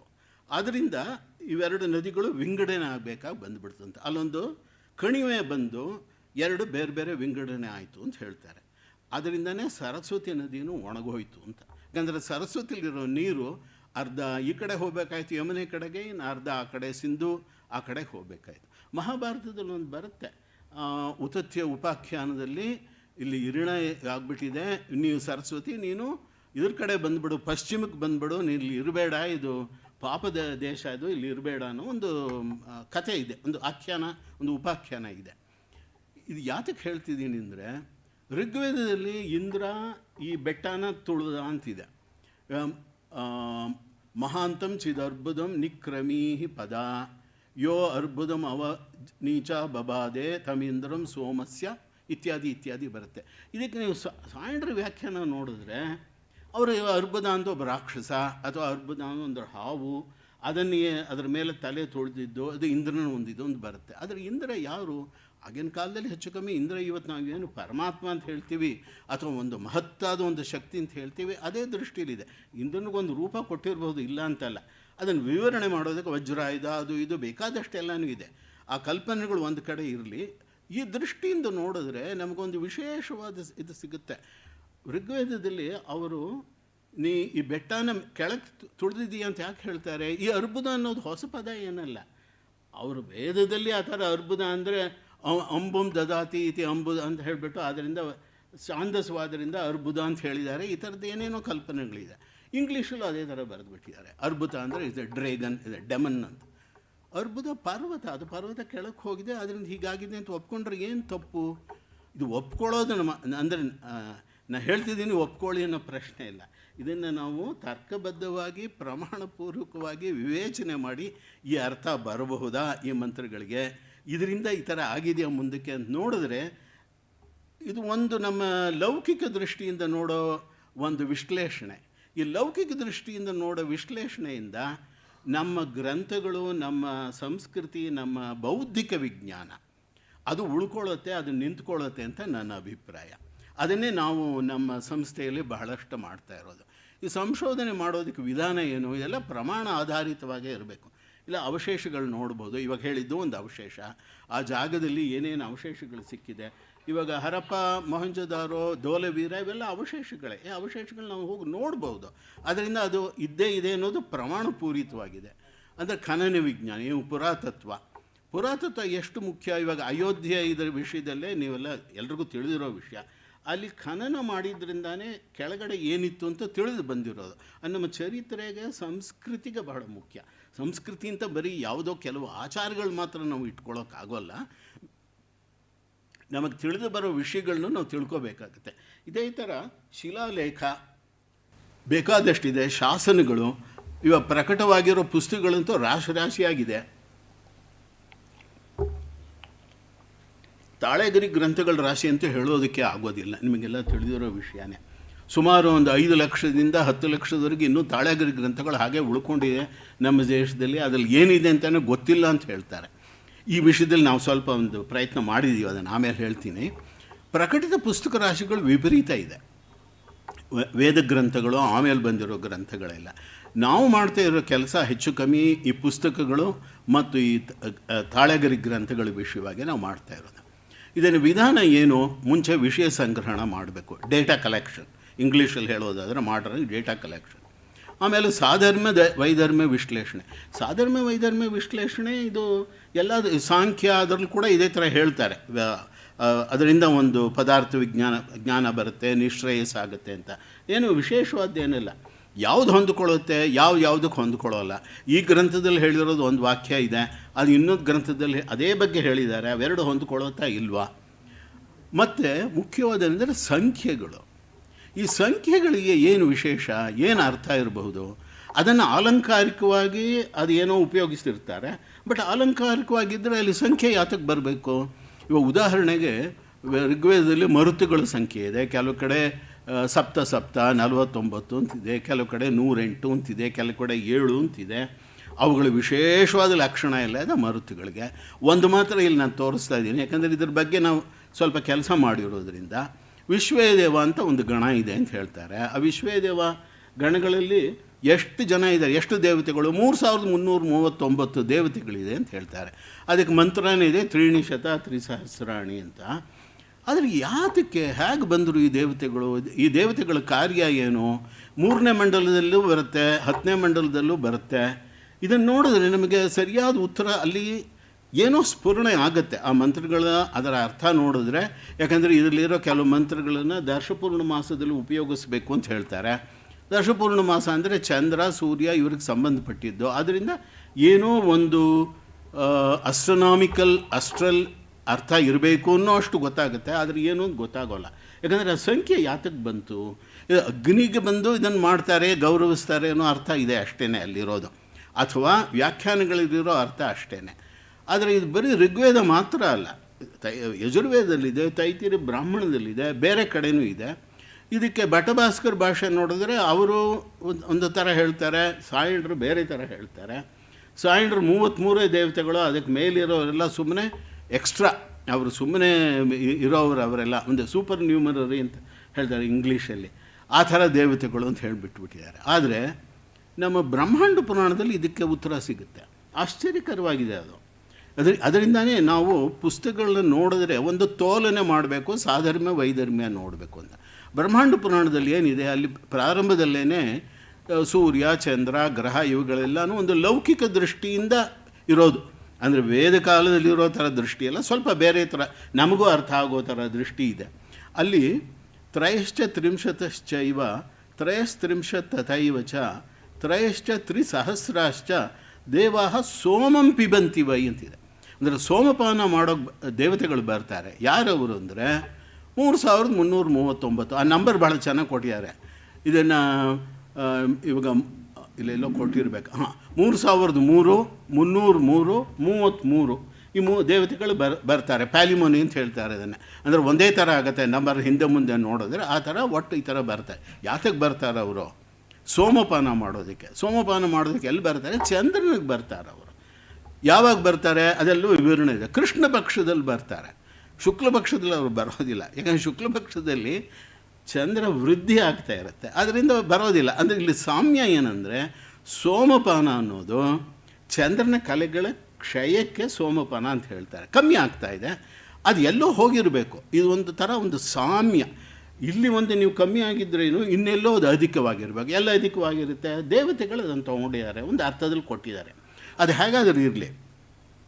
ಇವಾಗ ಕೃಷ್ಣ ಪಕ್ಷದಲ್ಲಿ ನೀವು 3339 ಅಂದರೆ ಶುಕ್ಲ ಪಕ್ಷನೂ ಟೈಮ್ ಆಗ್ತಾನೇ ಇರುತ್ತೆ, ಕಾಲ ಹೋಗ್ತಾನೆ ಇರುತ್ತೆ. ಎರಡನ್ನೂ ಸೇರಿಸಿದ್ರೆ 6678 ತಿಥಿಗಳು ಬರುತ್ತೆ. ಒಂದು ವರ್ಷಕ್ಕೆ 371 ತಿಥಿ. ಆದ್ದರಿಂದ 6678 ಅಂದರೆ 18 ವರ್ಷ. 18 ವರ್ಷ ಏನು ನಮಗೆಲ್ಲ ತಿಳಿದಿರೋ ವಿಷಯನೇ. ಜ್ಯೋತಿಷಿಗಳು ಇರಬಹುದು ಇಲ್ಲಿ, ಅವರಲ್ಲಿ ರಾಹುದೇಶ ಸ್ವಾಮಿ ಇದು ಒಂದು ಬಿಡ್ತಾರೆ ಅವರು. ನಾನು 18 ವರ್ಷ ರಾಹುದೇಶ ಅಂತ. ರಾಹು ಏನು? ಗ್ರಹಣದ ಇದು, ಅದೊಂದು ಗ್ರಹಣ ಆವರ್ತನ ಸಂಖ್ಯೆ. ಇದು ಯಾತಕ್ಕೆ ಹೇಳ್ತಿದ್ದೀನಿ ಅಂದರೆ, ನಮ್ಮ ಸಿದ್ಧಾಂತ ಜ್ಯೋತಿಷದಲ್ಲಿ 18.6 ಈ ಸಂಖ್ಯೆಗಳಿದೆ. ಆದರೆ ಈ 18 ವರ್ಷ ಅನ್ನೋದು ಸಾರೋಸ್ ಸೈಕಲ್. ಇದು ಗೊತ್ತಿದ್ದು ಬೇಬಿಲೋನಿಯನ್ಸ್ಗೆ. ಅವ್ರು ಅಂದರೆ 18 ವರ್ಷಕ್ಕೆ ಒಂದು ಸಲ ಈ ಗ್ರಹಣ ಆಗುತ್ತೆ ಅಂತ ತಿಳ್ಕೊಂಡಿದ್ರು. ಏನದು? ಈ ದಿನ ಈ ಪೂರ್ಣಿಮೆಗೆ ಒಂದು ಗ್ರಹಣ ಆದರೆ ಒಂದು ನಕ್ಷತ್ರದಲ್ಲಿ 18 ವರ್ಷ ಆದಮೇಲೆ ಅದೇ ನಕ್ಷತ್ರದಲ್ಲಿ ತಿರುಗು ಚಂದ್ರಗ್ರಹಣ ಆಗುತ್ತೆ. ಇದೇ ಆವರ್ತನ ಸಂಖ್ಯೆ. ಇದು ಋಗ್ವೇದದಲ್ಲಿ ಬೇರೆ ಥರದಲ್ಲಿದೆ, ಅದು ಮರೆತೋಗಿರ್ಬೋದು. ಯಾತಕ್ಕೆ ಮರೆತೋಗುತ್ತೆ ಅಂದರೆ, ನಾವು ಅದನ್ನು ಅಭ್ಯಾಸ ಮಾಡದೇ ಇರೋದರಿಂದ ಅದು ಮರೆತೋಗ್ಬಿಡುತ್ತೆ. ಒಂದು ವಿಸ್ಮೃತಿ ಬಂದುಬಿಡುತ್ತೆ. ವಿಸ್ಮೃತಿಯಿಂದ ನಾವು ಬೇರೆ ಬೇರೆ ಅರ್ಥ ಕಲ್ಪನೆ ಮಾಡಿ ಬೇರೆ ಏನೋ ಒಂದು ಧಾರ್ಮಿಕವಾಗಿ ಬೇರೆ ರಿಚುವಲಿಸ್ಟಿಕ್ ಅಂತ ಹೇಳ್ತೀವಲ್ಲ, ಆ ಥರ ಅರ್ಥ ಮಾಡಿಬಿಡ್ಬೇಕಾಗಿ ಬರುತ್ತೆ. ಅದು ಮಾಡದೆ ಅದನ್ನು ಯೋಚನೆ ಮಾಡಿದ್ರೆ ಆ ಒಂದು ರಿಚುವಲ್ ಅಥವಾ ಒಂದು ಯಜ್ಞ ಯಾಗ ಏನಿದ್ರೇನೋ ಅದಕ್ಕೂ ಏನೋ ಒಂದು ಅರ್ಥ ಇಟ್ಕೊಂಡೇ ಮಾಡಿದ್ದಾರೆ ಅವರು. ಇಲ್ಲಿ ಹೋದರೆ ಇಷ್ಟು ಖಚಿತವಾಗಿ ಯಾತಕ್ಕೆ ಮಾಡ್ತಾಯಿದ್ರು, ಅದು ಆ ನೋಟ ನಮಗೆ ಸಿಗುತ್ತೆ. ಇವಾಗ ಹಳೆದ 2000 ವರ್ಷ ಅಂತ ಇಟ್ಕೊಳ್ಳಿ. 2000 ವರ್ಷದಲ್ಲಿ ಅಂದರೆ ಕ್ರಿಸ್ತ ಶಕದಿಂದ ನಾನು ಹೇಳ್ತಾ ಇದ್ದೀನಿ. ಸಾಮಾನ್ಯವಾಗಿ ಕ್ರಿಸ್ತಪೂರ್ವ, ಕ್ರಿಸ್ತ ಶಕ ಅಥವಾ ಶಕಪೂರ್ವ, ಶಕ ಆದಮೇಲೆ ಅಂತ ಹೇಳೋದು ಒಂದು ಪದ್ಧತಿ ಈಚೆ ಕೆಲವರು ಮಾಡ್ಕೊಂಡಿದ್ದಾರೆ. ಹಾಗಾದರೂ ತೊಂದರೆ ಏನಿಲ್ಲ. 2000 ವರ್ಷಗಳಲ್ಲಿ 100 ಸಹಸ್ರಾರು ಗ್ರಂಥಗಳು ನಮ್ಮ ದೇಶದಲ್ಲಿ ಬಂದಿದೆ. ಎಲ್ಲ ಭಾಷೆಯಲ್ಲೂ ಇದೆ. ಸಂಸ್ಕೃತ ಬೇರೆ, ಪ್ರಾಕೃತ, ಪಾಳಿ, ಕನ್ನಡ, ತಮಿಳು ಎಲ್ಲ ಭಾಷೆಗಳಲ್ಲೂ ಇದೆ. ಆದರೆ ಇವುಗಳಲ್ಲೆಲ್ಲನೂ ಮುಖ್ಯವಾಗಿ ಬೌದ್ಧಿಕವಾಗಿ ಅಂತ ಇವತ್ತು ವಿಶ್ವಮಾನ್ಯವಾಗಿರೋದು ಜ್ಯೋತಿರ್ಗಣಿತ. ಜ್ಯೋತಿರ್ಗಣಿತ ಅಂದರೆ ಸಿದ್ಧಾಂತ ಜ್ಯೋತಿಷ, ಫಲಜ್ಯೋತಿಷ ಅಲ್ಲ, ಸಂಹಿತೇನೂ ಅಲ್ಲ, ಸಿದ್ಧಾಂತ ಜ್ಯೋತಿಷ. ಆದ್ರೇನು ಈ ಸಿದ್ಧಾಂತ ಜ್ಯೋತಿಷದಲ್ಲಿರೋ ಗಣಿತಕ್ಕೆ ಅಷ್ಟು ಗೌರವ ಇದೆ. ಯಾಕಂದರೆ ಬ್ರಹ್ಮಗುಪ್ತಾದಿಗಳು, ಆರ್ಯಭಟಾದಿಗಳು ಆಗಲೇ 1500 ವರ್ಷ ಮುಂಚೆನೇ ಇವರುಗಳು ಕೋಪರ್ನಿಕಸ್ ಮಾಡಿರೋದು ಅದನ್ನೆಲ್ಲನೂ ಕಂಡುಹಿಡ್ದಿದ್ರು. ಆ ವಿಷಯಗಳೆಲ್ಲ ಗೊತ್ತಿತ್ತು ಅನ್ನೋದಕ್ಕೆ ಪುರಾವೆ ಇದೆ, ಅದನ್ನು ಒಪ್ಕೊಳ್ಳೇಬೇಕಾಗತ್ತೆ ಯಾರಾದ್ರೇನು. ನ್ಯೂಟನ್ಗಿಂತ 300 ವರ್ಷ ಮುಂಚೆನೇ ಕೇರಳದಲ್ಲಿ ನೀಲಕಂಠ ಸ್ವಾಮಿಯಾಜಿ ಅವರೆಲ್ಲ ಕ್ಯಾಲ್ಕುಲಸ್ ಮಾಡಿದರು. ಕ್ಯಾಲ್ಕುಲಸ್ ಅಂದರೆ ಇನ್ಫಿನಿಟ್ ಸೀರೀಸ್ ಅಂತ ಇವತ್ತು ಹೇಳ್ತೀವಿ, ಅದೆಲ್ಲನೂ ಅವ್ರು ಕಂಡುಹಿಡಿದ್ರು. ಅವ್ರ ಗ್ರಂಥಗಳಲ್ಲಿದೆ, ಈಚೆಗೆ ಅದೆಲ್ಲ ಪ್ರಕಟವಾಗೂ ಇದೆ. ಆದ್ರೇನು ಕೆಲವು ಗ್ರೀಕ್ ಪದಗಳ ಬಾಹುಳ್ಯದಿಂದ ಈ ಸಿದ್ಧಾಂತ ಜ್ಯೋತಿಷದಲ್ಲಿ ಒಂದು ವಿಪರೀತಪತ್ತಿ ಇದೆ. ಏನದು? ಗ್ರಹಗಳ ಪ್ರಥಮ ಪರಿಚಯ ಹಿಂದೂಗಳಿಗೆ ಇಲ್ಲ ಗ್ರೀಕರಿಂದ ಆಗಿದೆ, ಇಲ್ಲ ಬೇಬಿಲಿಯನ್ಸ್ ಆಗಿದೆ ಅನ್ನೋ ಒಂದು ಇದು ಪುರಾವೆ. ಇವತ್ತಿಗೂ ಅದೇ ಥರ ಪಾಶ್ಚಾತ್ಯರು ಬರೀತಾರೆ. ಆರ್ಯಭಟನ ಅವನ ಸಿದ್ಧಾಂತದಲ್ಲಿರೋ ನಂಬರ್ಗಳು ಎಲ್ಲಿಂದಾನೋ ಬಂದಿರಬೇಕು, ಅದರಿಂದ ಕಂಡು ಹಿಡ್ಕೊಂಡಿದ್ದಾರೆ, ಅದರಿಂದ ಏನೋ ಮಾಡಿದ್ದಾರೆ, ಹೀಗೆ ಹೇಳ್ತಾರೆ ಹೊರತು ಮೂಲವಾಗಿ ಇಲ್ಲೇ ಇರೋದು ಅಂತ ಒಪ್ಕೊಳ್ಳೋಕ್ಕಾಗ್ತಾ ಇಲ್ಲ. ನಮ್ಗಳಿಗೂ ಒಪ್ಕೊಳ್ಳೋಕ್ಕಾಗಿಲ್ಲ ಇಲ್ಲಿವರೆಗೆ. ಯಾಕಂದರೆ ನಾವು ಅದರ ಬಗ್ಗೆ ಏನು ಯೋಚನೆ ಮಾಡಿಲ್ಲ. ಉದಾಹರಣೆಗೆ ವೇದದಲ್ಲಿ ದೃಷ್ಟಿಗೋಚರ ಗ್ರಹಗಳ ವರ್ಣನೆ ಇದೆಯೇ? ಇದೊಂದು ಪ್ರಶ್ನೆ. ಇಲ್ಲ, ಬರೀ ಗ್ರಹ ಅಂದರೆ ನಾವು ತಿರುಗು ನಾವು ವೈದಿಕ ಗ್ರಂಥಗಳು, ಬ್ರಾಹ್ಮಣ ಗ್ರಂಥಗಳು ಅದ್ರಲ್ಲಿ ನೋಡಿಬಿಟ್ಟು ಯಾಜ್ಞಿಕವಾಗಿ ಸೋಮಪಾನ ಮಾಡೋ ಬಟ್ಲದು ಅದೇ ಗ್ರಹ. ಅದರಿಂದ ಇವಾಗ ಇಂಗ್ಲೀಷ್ ನೀವು ಟ್ರಾನ್ಸ್ಲೇಷನ್ ನೋಡಿದ್ರೆ ಅಥವಾ ಬೇರೆ ನೀವು ಅನುವಾದ ನೋಡಿದ್ರೆ ಅದನ್ನು ಯಜ್ಞದಲ್ಲಿ ಇರೋ ಕಪ್ಪುಗಳಿಗೆ 5 ಸೋಮ ಇಡ್ತಾರೆ, ಶುಕ್ರ ಗ್ರಹ, ಬೇರೆ ಬೇರೆ ಬೃಹಸ್ಪತಿ ಗ್ರಹ, ಆ ಥರ ಹೆಸರುಗಳು ಕೊಡ್ತಾರೆ. ಗ್ರಹಗಳಿದೆ. ಆ ಗ್ರಹ ಅಂದರೆ ಆಕಾಶದಲ್ಲಿರೋ ಗ್ರಹಗಳು ಅಂತ ಅವ್ರು ಹೇಳೋಲ್ಲ, ಆದರೆ ಅವ್ರು ಹೇಳೋದು ಯಜ್ಞದಲ್ಲಿರೋ ಗ್ರಹಗಳು ಅಂತ. ಇದೊಂದು ವಿಚಿತ್ರವಾಗಿ ಕಾಣಿಸುತ್ತೆ. ಇರಲಿ, ಅವ್ರ ಯಜ್ಞದಲ್ಲಿ ಅದನ್ನು ಉಪಯೋಗಿಸ್ಲಿ, ಪರವಾಗಿಲ್ಲ. ಈ ಅರ್ಥ ಅವ್ರಿಗೆ ಎಲ್ಲಿಂದ ಬಂತು? ಇದನ್ನು ಮಾಡೋ ಪ್ರಕ್ರಿಯೆ ಎಲ್ಲಿಂದ ಅವರು ತಿಳ್ಕೊಂಡ್ರು? ಇದ್ದಕ್ಕಿದ್ದಾಗ ಅವರು ಈ ಥರ 5 ಬಟ್ಲು ಇಡಬೇಕು ಅಂತ ಅವರು ಬಂದುಬಿಡುತ್ತೆ, ಅಥವಾ ಇನ್ನೇನೋ ಒಂದು ನೋಡಿ ಅಲ್ಲಿಂದ ಸ್ಫುರಣೆಯಾಗಿ ಯಾವುದೋ ಒಂದು ದೃಷ್ಟಿಯಿಂದ ಮಾಡ್ಕೊಂಡಿದ್ದಾರೆ. ಇದನ್ನು ನೋಡಬೇಕಾಗತ್ತೆ. ಇದು ನೋಡೋದು ಅಧಿದೈವಿಕ ಪದ್ಧತಿ. ಯಾಸ್ಕರ್ ಹೇಳಿರೋದು, ಬೇರೆ ಏನೂ ನಾನು ಹೇಳ್ತಾ ಇಲ್ಲ. ಇವಾಗ ಉಶನ ಅಂತಾಗಲಿ, ಬೃಹಸ್ಪತಿ ಅನ್ನೋ ಪದ ಇದೆ ವೇದದಲ್ಲಿ, ಒಪ್ಕೋತಾರೆ. ಅದು ಈಗಿನ ಕಾಲ ನಾವು ಗುರು ಅಂತ ಹೇಳೋದೇ ಇರಬೇಕು ಅಂತ. ಉಶನ ಯಾರು? ಅದನ್ನು ಒಬ್ಬ ಋಷಿ ಅಂತಲೇ ಹೇಳಿಬಿಟ್ಟಿದ್ದಾರೆ. ಪೂರ್ತಿ ಉಶನ ಒಬ್ಬ ಉಶನ ಋಷಿ ಅಂತಾನೆ. ಯಾಕೆ ನಮ್ಮ ಗ್ರಂಥಗಳಲ್ಲಿ ಉಶನ ಅನ್ನೋದು ಶುಕ್ರನಿಗೊಂದು ಪರ್ಯಾಯ ಪದವಾಗೂ ಇದೆ. ಅದು ಆ ಅರ್ಥದಲ್ಲಿ ಇರ್ಕೂಡ್ದ? ಆ ಗ್ರಹನ ಅವರು ಒಂದು ದೇವತಾ ರೂಪದಲ್ಲಿ, ಬಹಳಷ್ಟು ದೇವತಾ ರೂಪದಲ್ಲಿ ಅವರು ಹೇಳಿರೋದು. ಅಂದರೆ ಒಂದು ಒಬ್ಬ ಒಂದು ಏನು ಅದನ್ನು ಹೇಗೆ ಹೇಳೋದು, ನಮ್ಮ ಥರನೇ ಒಂದು ವ್ಯಕ್ತಿ ಇರಬಹುದು, ಒಂದು ವಿಶೇಷವಾದ ಒಂದು ಚೈತನ್ಯ ಅನ್ನೋ ಅರ್ಥದಲ್ಲೇ ಋಗ್ವೇದದಲ್ಲಿ ಬಹಳಷ್ಟು ಇರೋದು. ಈಗಿನ ದೃಷ್ಟಿನಲ್ಲಿ ನಾವು ಇದನ್ನು ಅನುವಾದ ಮಾಡಿ ಹೇಳಬೇಕಾದ್ರೆ ಸ್ವಲ್ಪ ಬೇರೆ ಥರ ಹೇಳಬೇಕಾಗತ್ತೆ. ಅದನ್ನು ನಾವು ತಿಳ್ಕೋಬೇಕಾಗತ್ತೆ, ವೈಜ್ಞಾನಿಕವಾಗಿ ಅದನ್ನು ತೋಲನೆ ಮಾಡಿ ತಿಳ್ಕೋಬೇಕಾಗತ್ತೆ. ಇಲ್ಲಿನೇ ವೈದಿಕ ಇತಿಹಾಸಗಳ ಬಗ್ಗೆ ಬಹಳ ಮುಖ್ಯವಾದ ಕೆಲಸಗಳು ಮಾಡಬೇಕಾಗಿದೆ. ಇದರಲ್ಲಿ ಇನ್ನೊಂದು ಪ್ರಶ್ನೆ ಉಂಟಾಗುತ್ತೆ, ಯಾತಕ್ಕೆ ಈ ಥರ ಆಯಿತು? ಇವಾಗ ಸಿದ್ಧಾಂತ ಜ್ಯೋತಿಷ ಅವೆಲ್ಲ ಅಷ್ಟಿದೆಯಲ್ಲ, ಅವರುಗಳಿಗೆ ವೇದ ಕಾಲದಿಂದ ಏನೂ ಪ್ರಚೋದನೆಯೇ ಬರಲಿಲ್ವಾ? ಅಥವಾ ವೇದದಲ್ಲಿರೋ ಮಂತ್ರಗಳು ಅಥವಾ ವೇದದಲ್ಲಿರೋ ವಿಷಯಗಳು ಅವುಗಳಿಗೂ ಇವಳಿಗೆ ಏನಾದರೂ ಹೊಂದಾಣಿಕೆ ಇದೆಯಾ? ಇಲ್ಲವೇ ಇಲ್ವಾ? ಪೂರ್ತಿ ಇವರು ಸಂಸ್ಕೃತದಲ್ಲಿ ಬರೆದಿರಬಹುದು, ಆದರೆ ಪೂರ್ತಿ ಬೇರೆ ಥರ ಇದೆಯಾ? ಇದೊಂದು ಪ್ರಶ್ನೆ ಉದ್ಭವ ಆಗುತ್ತೆ.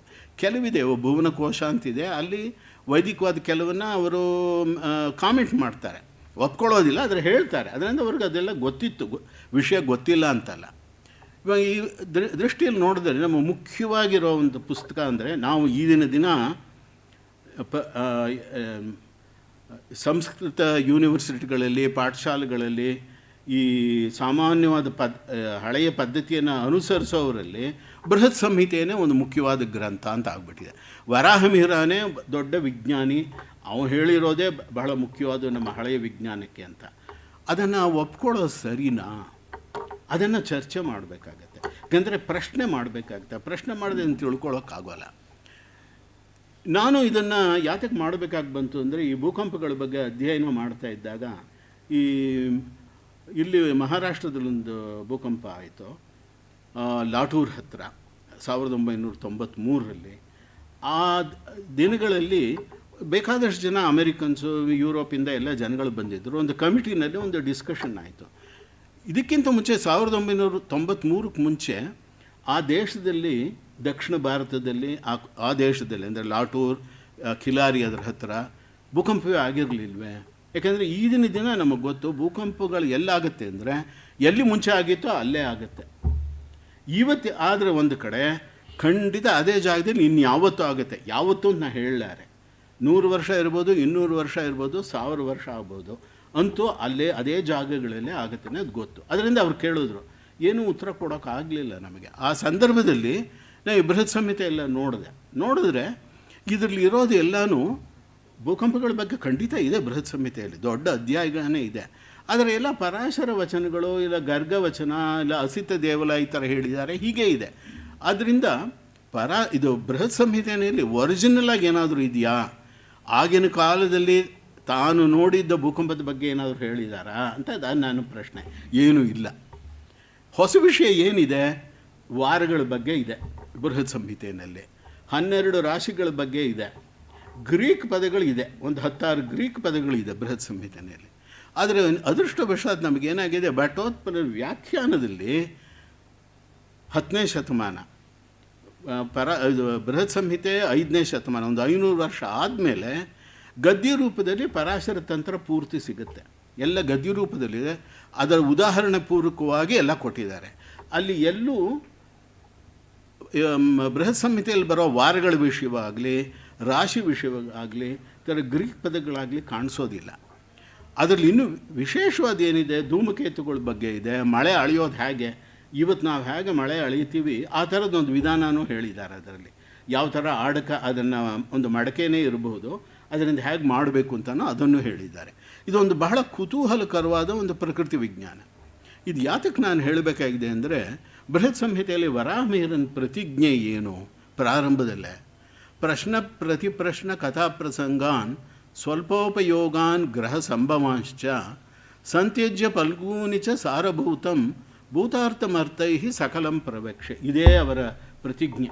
ಅಂದರೆ ಕಥೆ ಪ್ರಸಂಗ ಇವೆಲ್ಲ ಪ್ರಯೋಜನ ಇಲ್ಲ, ಪ್ರಶ್ನೆ ಕೇಳೋದು ಪ್ರಯೋಜನ ಇಲ್ಲ, ನಾ ಹೇಳೋದು ಒಪ್ಕೋಬೇಕು ನೀವು, ಅಷ್ಟೇ ಅವ್ರ ಮನಸ್ಸಲ್ಲಿರೋದು.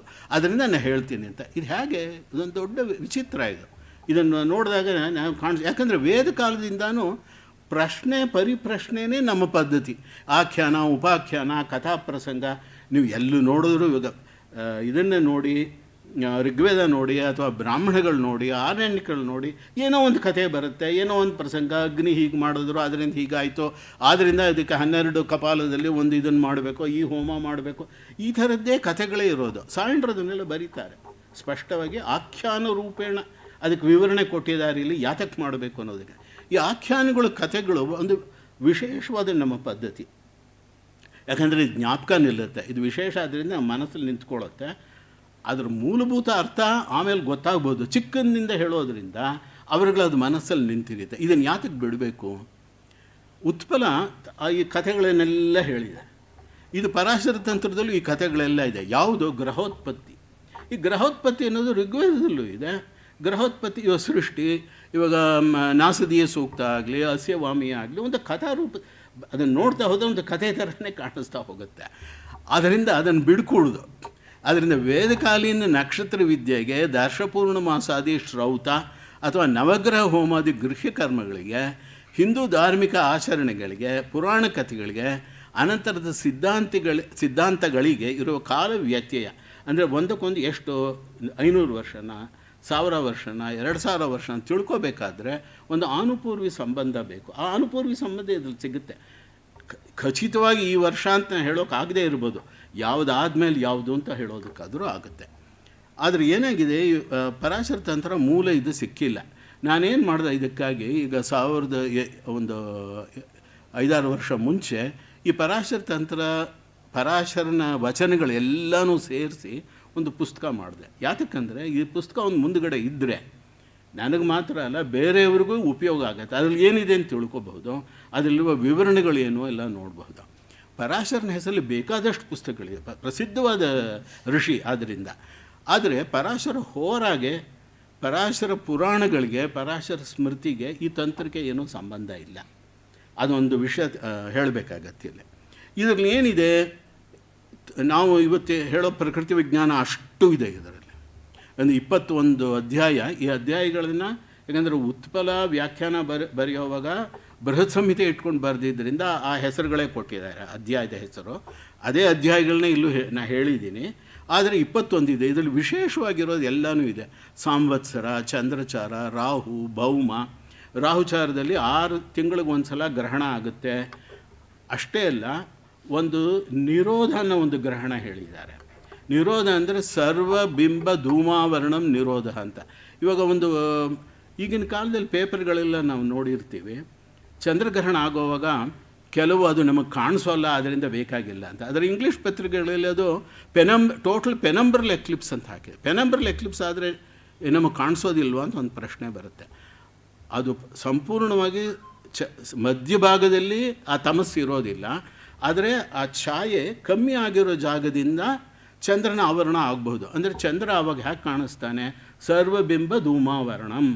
ಅದು ಎಲ್ಲ ಕಡೆ ಏನೋ ಒಂದು ಅಲಕ್ಷ್ಯ ಪ್ರಭಯಾಹೀನ ಅಂತ ಮಹಾಭಾರತದಲ್ಲಿ ಬರುತ್ತೆ. ಆ ಥರ ಒಂದು ವಿವರಣವಾಗಿ ಕಾಣಿಸ್ತಾನೆ, ಪೂರ್ತಿ ಹೋಗ್ಬಿಡೋಲ್ಲ. ಯಾಕಂದರೆ ಗ್ರಹಣ ಆದರೆ ಕೆಂಪಗಾಗಬೇಕಾಗತ್ತೆ, ಅದು ಬಣ್ಣನೇ ಬೇರೆ ಆಗಬೇಕು, ತಾಮ್ರ ಇದು ಬರಬೇಕಾಗತ್ತೆ ಟೋಟಲ್ ಲೂನಾರ್ ಎಕ್ಲಿಪ್ಸಲ್ಲಿ. ಅದು ಆಗೋದಿಲ್ಲ. ಆದರೆ ಇದರಲ್ಲಿ ಮಾತ್ರ ಅದನ್ನು ಅವರು ಸೂಕ್ಷ್ಮವಾಗಿ ಹೇಳಿದ್ದಾರೆ, ಇದೊಂದು ತರಹ ಗ್ರಹಣ ಇದು ಅಂತ. ಇದನ್ನು ಅವರು ನೋಡಿದ್ದಿರಬೇಕು. ಯಾಕಂದರೆ ಪರಾಶರ ಎಲ್ಲ ದರ್ಶನ, ಇದರಲ್ಲಿ ಗಣಿತ ಇಲ್ಲ, ಎಲ್ಲ ಅವರು ನೋಡಿ ಬರೆದಿರೋದು.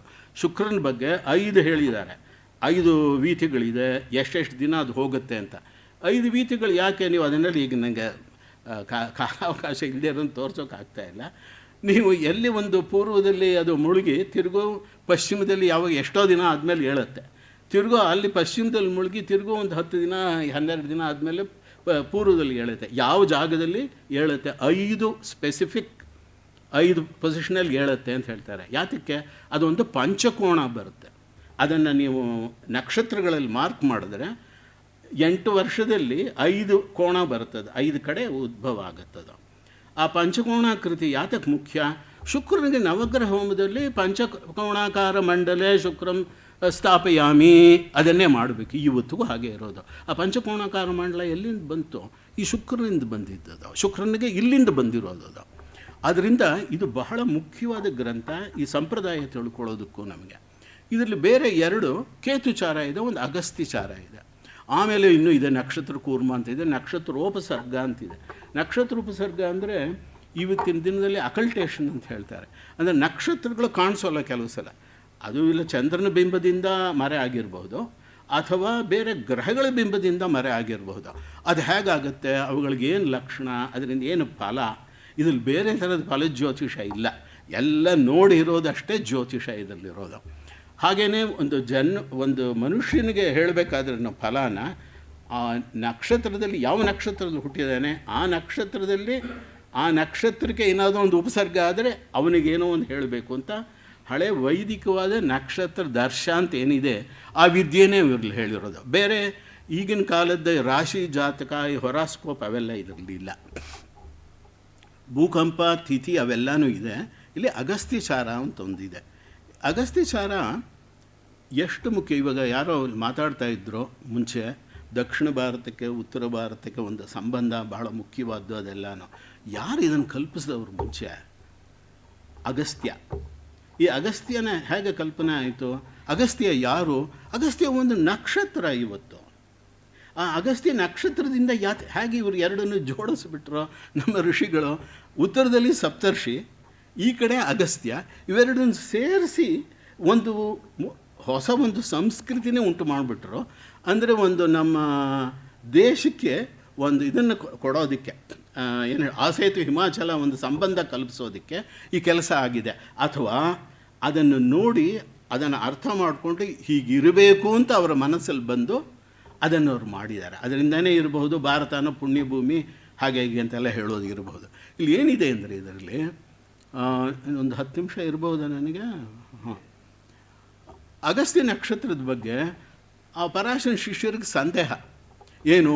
ಅಥ ಭಗವಂತಂ ಅಮಿತ ಯಶಸ್ಸಂ ಪರಾಶರಂ ಕೌಶಿಕೋ ಅಭ್ಯುವಾಚ ಭಗವನ್ ಯಾಮ್ಯಾಯಾಂ ದಿಶಿ ಜ್ಯೋತಿಷ್ಮದ್ ಗ್ರಹ ರೂಪಂ ಉದಿತಂ ಆಲಕ್ಷ್ಯತೆ. ಸಿಂಪಲ್ ಆಗಿದೆ, ಎಲ್ರಿಗೂ ಅರ್ಥ ಆಗುತ್ತೆ. ನಕ್ಷತ್ರ ಗ್ರಹ ಮಾರ್ಗ ವ್ಯುತ್ಕ್ರಾಂತ ಚರಿತ. ನಕ್ಷತ್ರ ಗ್ರಹ ಮಾರ್ಗದಲ್ಲಿ ಇಲ್ಲ ಇದು. ನ ವೇದ್ಮಿ, ನನಗೆ ಗೊತ್ತಿಲ್ಲ. ಕಿಂತತ್ ಕಿಮರ್ಥಂವ ಪ್ರಾಚೀನ ದಿಶಮ ಅಪಹಾಯ ದಕ್ಷಿಣೇನ.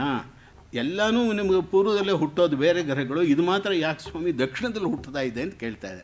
ಪ್ರಾವರ್ಟ್ ಕಾಲ ಅಂತುದಿತಂ ಶರತ್ಕಾಲ ಅಂತೋದಿತಂ ವಾ ಕತಿಪಯ ಹಾನಿ ಅದೃಶ್ಯಂ ಭವತಿ ತನ್ನೋ ಭಗವನ್ ವಕ್ತುಮರ್ಹಸಿ ಇತ್ಯೇವ ಮುಕ್ತೋ ಭಗವಾನ್ ಉವಾಚ.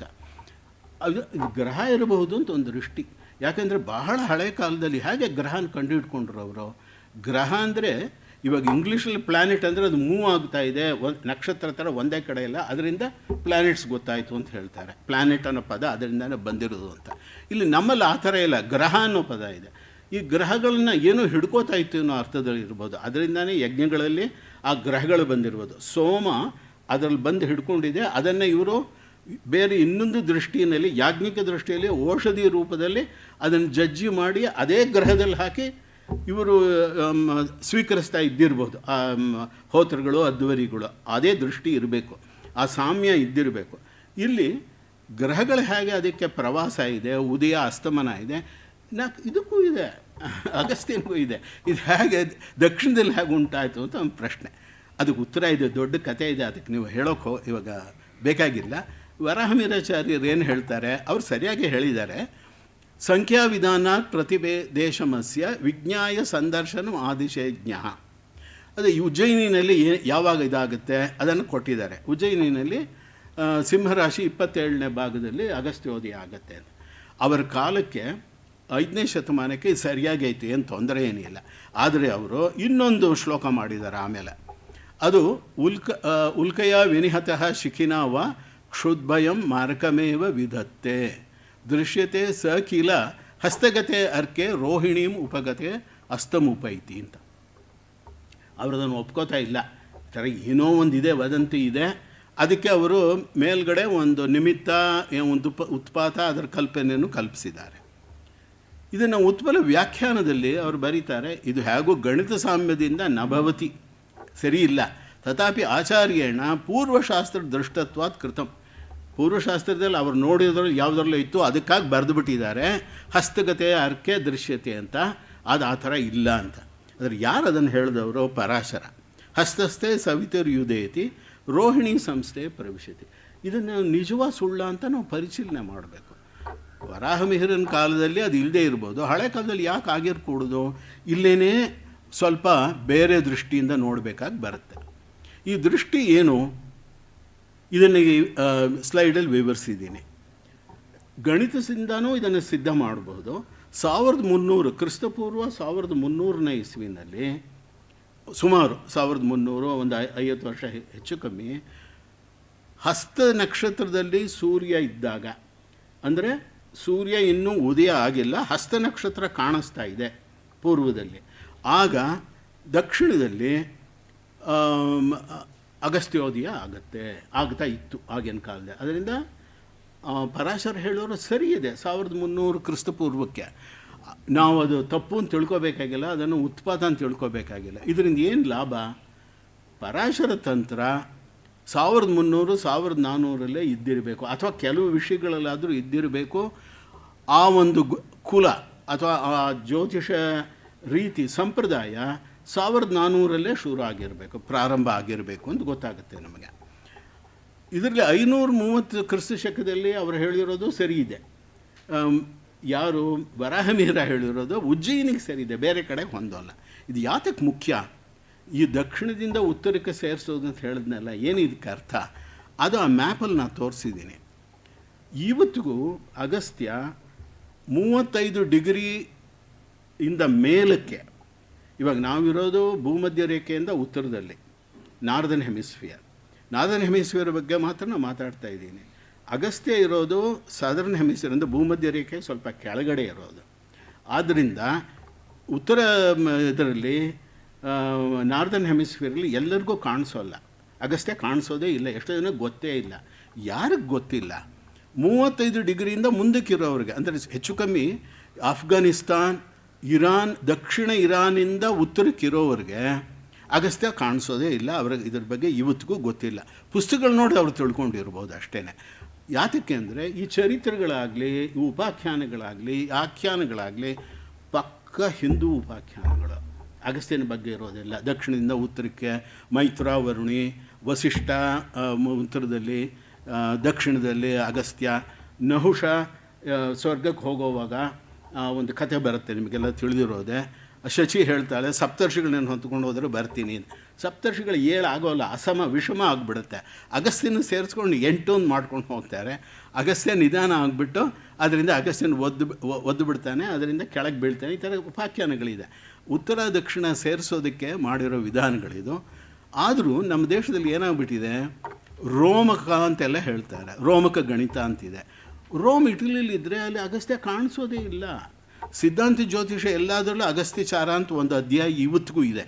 ಪಂಚಾಂಗಗಳ ಕೆಲವದರಲ್ಲೂ ಅಗಸ್ತ್ಯೋದಯ ಅಂತ ಕೊಡ್ತಾರೆ, ಇಲ್ಲದೆ ಏನಿಲ್ಲ.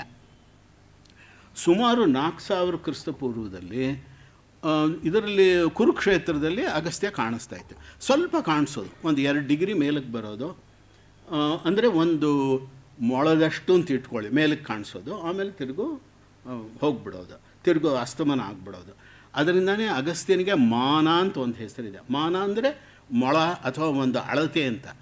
ಅದರಿಂದನೇ ಅಗಸ್ತ್ಯ ಋಷಿ ರೂಪದಲ್ಲಿ ಇವತ್ತಿಗೂ ವಿಗ್ರಹಗಳೆಲ್ಲ ಚಿಕ್ಕದಾಗಿರೋ ವಿಗ್ರಹಗಳನ್ನ ಅಗಸ್ತ್ಯರಿಗೆ ಮಾಡಿಡ್ತಾರೆ. ಅದು ದಕ್ಷಿಣ ಭಾರತದಲ್ಲಂತೂ ಅದರ ಭಾಳ ಜಾಸ್ತಿ ಕುಳ್ಳಿಗಿರೋ ವಿಗ್ರಹ ಅಂತಲೇ ಮಾಡಿಡ್ತಾರೆ. ಅದಕ್ಕೆಲ್ಲನೂ ಋಗ್ವೇದದ ಕಡೆಯಿಂದ ನಮಗೆ ಸಿಗುತ್ತೆ, ಸಂಬಂಧ ಸಿಗ್ತಾ ಬರುತ್ತೆ.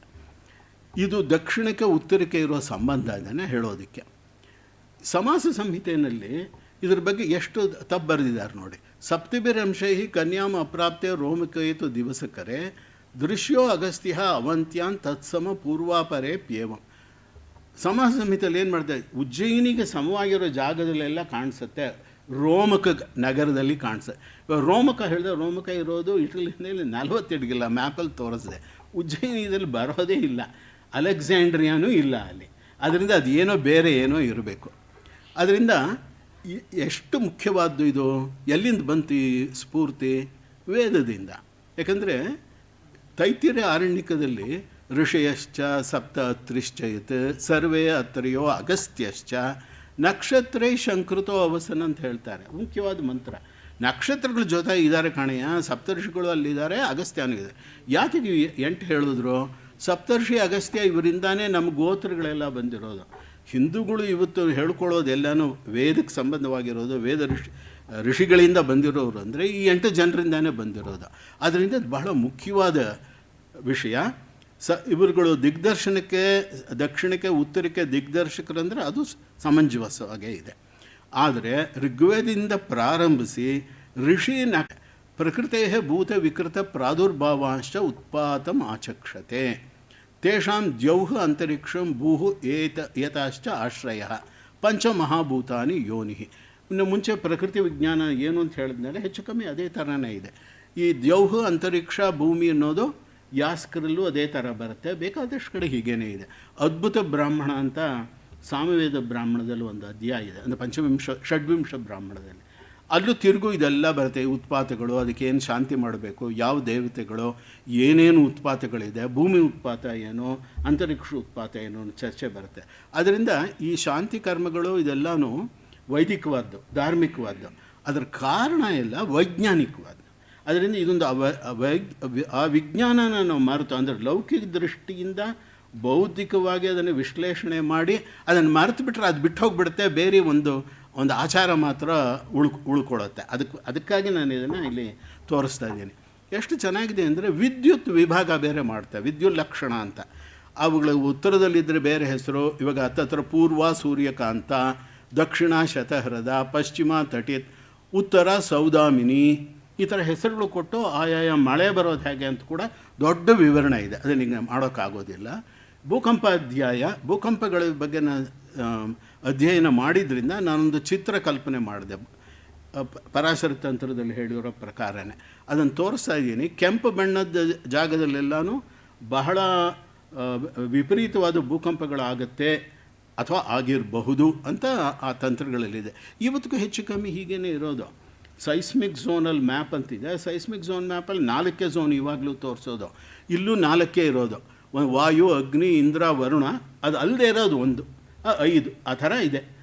ಅದರಿಂದ 1500 ವರ್ಷದಲ್ಲಿ ನಾವು ಎಷ್ಟು ಮುಂದುವರೆದಿದ್ದೀವಿ ಈ ವಿಜ್ಞಾನದಲ್ಲಿ ಅಂತ ನಾವು ತಿಳ್ಕೊಬಹುದು. ಒಬ್ಬರು ಹೆಸರು ಕೇಳಿಬರುತ್ತೆ, ಪರಾಶರ ಅಷ್ಟೇ ಅಲ್ಲ, ವೃದ್ಧಗರ್ಗ ಅಂತ. ಆ ವೃದ್ಧಗರ್ಗ ಬಗ್ಗೆ ಒಂದು 5 ನಿಮಿಷ ಹೇಳಿ ನಿಲ್ಲಿಸ್ಬಿಡ್ತೀನಿ ಅಷ್ಟೇ. ವೃದ್ಧಗರ್ಗ ಮಹಾಜ್ಞಾನಿ ಅಂತ ಮಹಾಭಾರತದಲ್ಲಿದೆ. ಗರ್ಗಸ್ರೋತೋ ಮಹಾತೀರ್ಥಂ ಆಜಗಾಮ ಏಕಕುಂಡಲಿ ಯತ್ರ ಗರ್ಗೇಣ ವೃದ್ಧೇನ ತಪಸ ಭಾವಿತಾತ್ಮನ ಕಾಲಜ್ಞಾನ ಗತಿಶ್ಚೈವ ಜ್ಯೋತಿಷಾಂಚ ವ್ಯತಿಕ್ರಮ. ಬರೀ ಕಾಲಜ್ಞಾನ ಅಷ್ಟೇ ಅಲ್ಲ, ಜ್ಯೋತಿಷ್ ಅಂಚ ವ್ಯತಿಕ್ರಮ ಉತ್ಪಾತ ದಾರುಣಾಶ್ಚೈವ ಶುಭಾಶ್ಚ ಜನಮೇಜಯ. ಎಲ್ಲಿದ್ದರು ಇವರು? ಗರ್ಗಸ್ರೋತ ಎಲ್ಲಿತ್ತು? ಸರಸ್ವತಿಯ ಶುಭೆ ತೀರ್ಥೆ ಅಲ್ಲಿತ್ತು ಅಂತ ಹೇಳ್ತಾರೆ. ಸರಿ, ಅದು ಮುಂದಕ್ಕೇನೋ ಹೋಗುತ್ತೆ. ಈ ವೃದ್ಧ ಗರ್ಗ ಅನ್ನೋ ಇದೆ.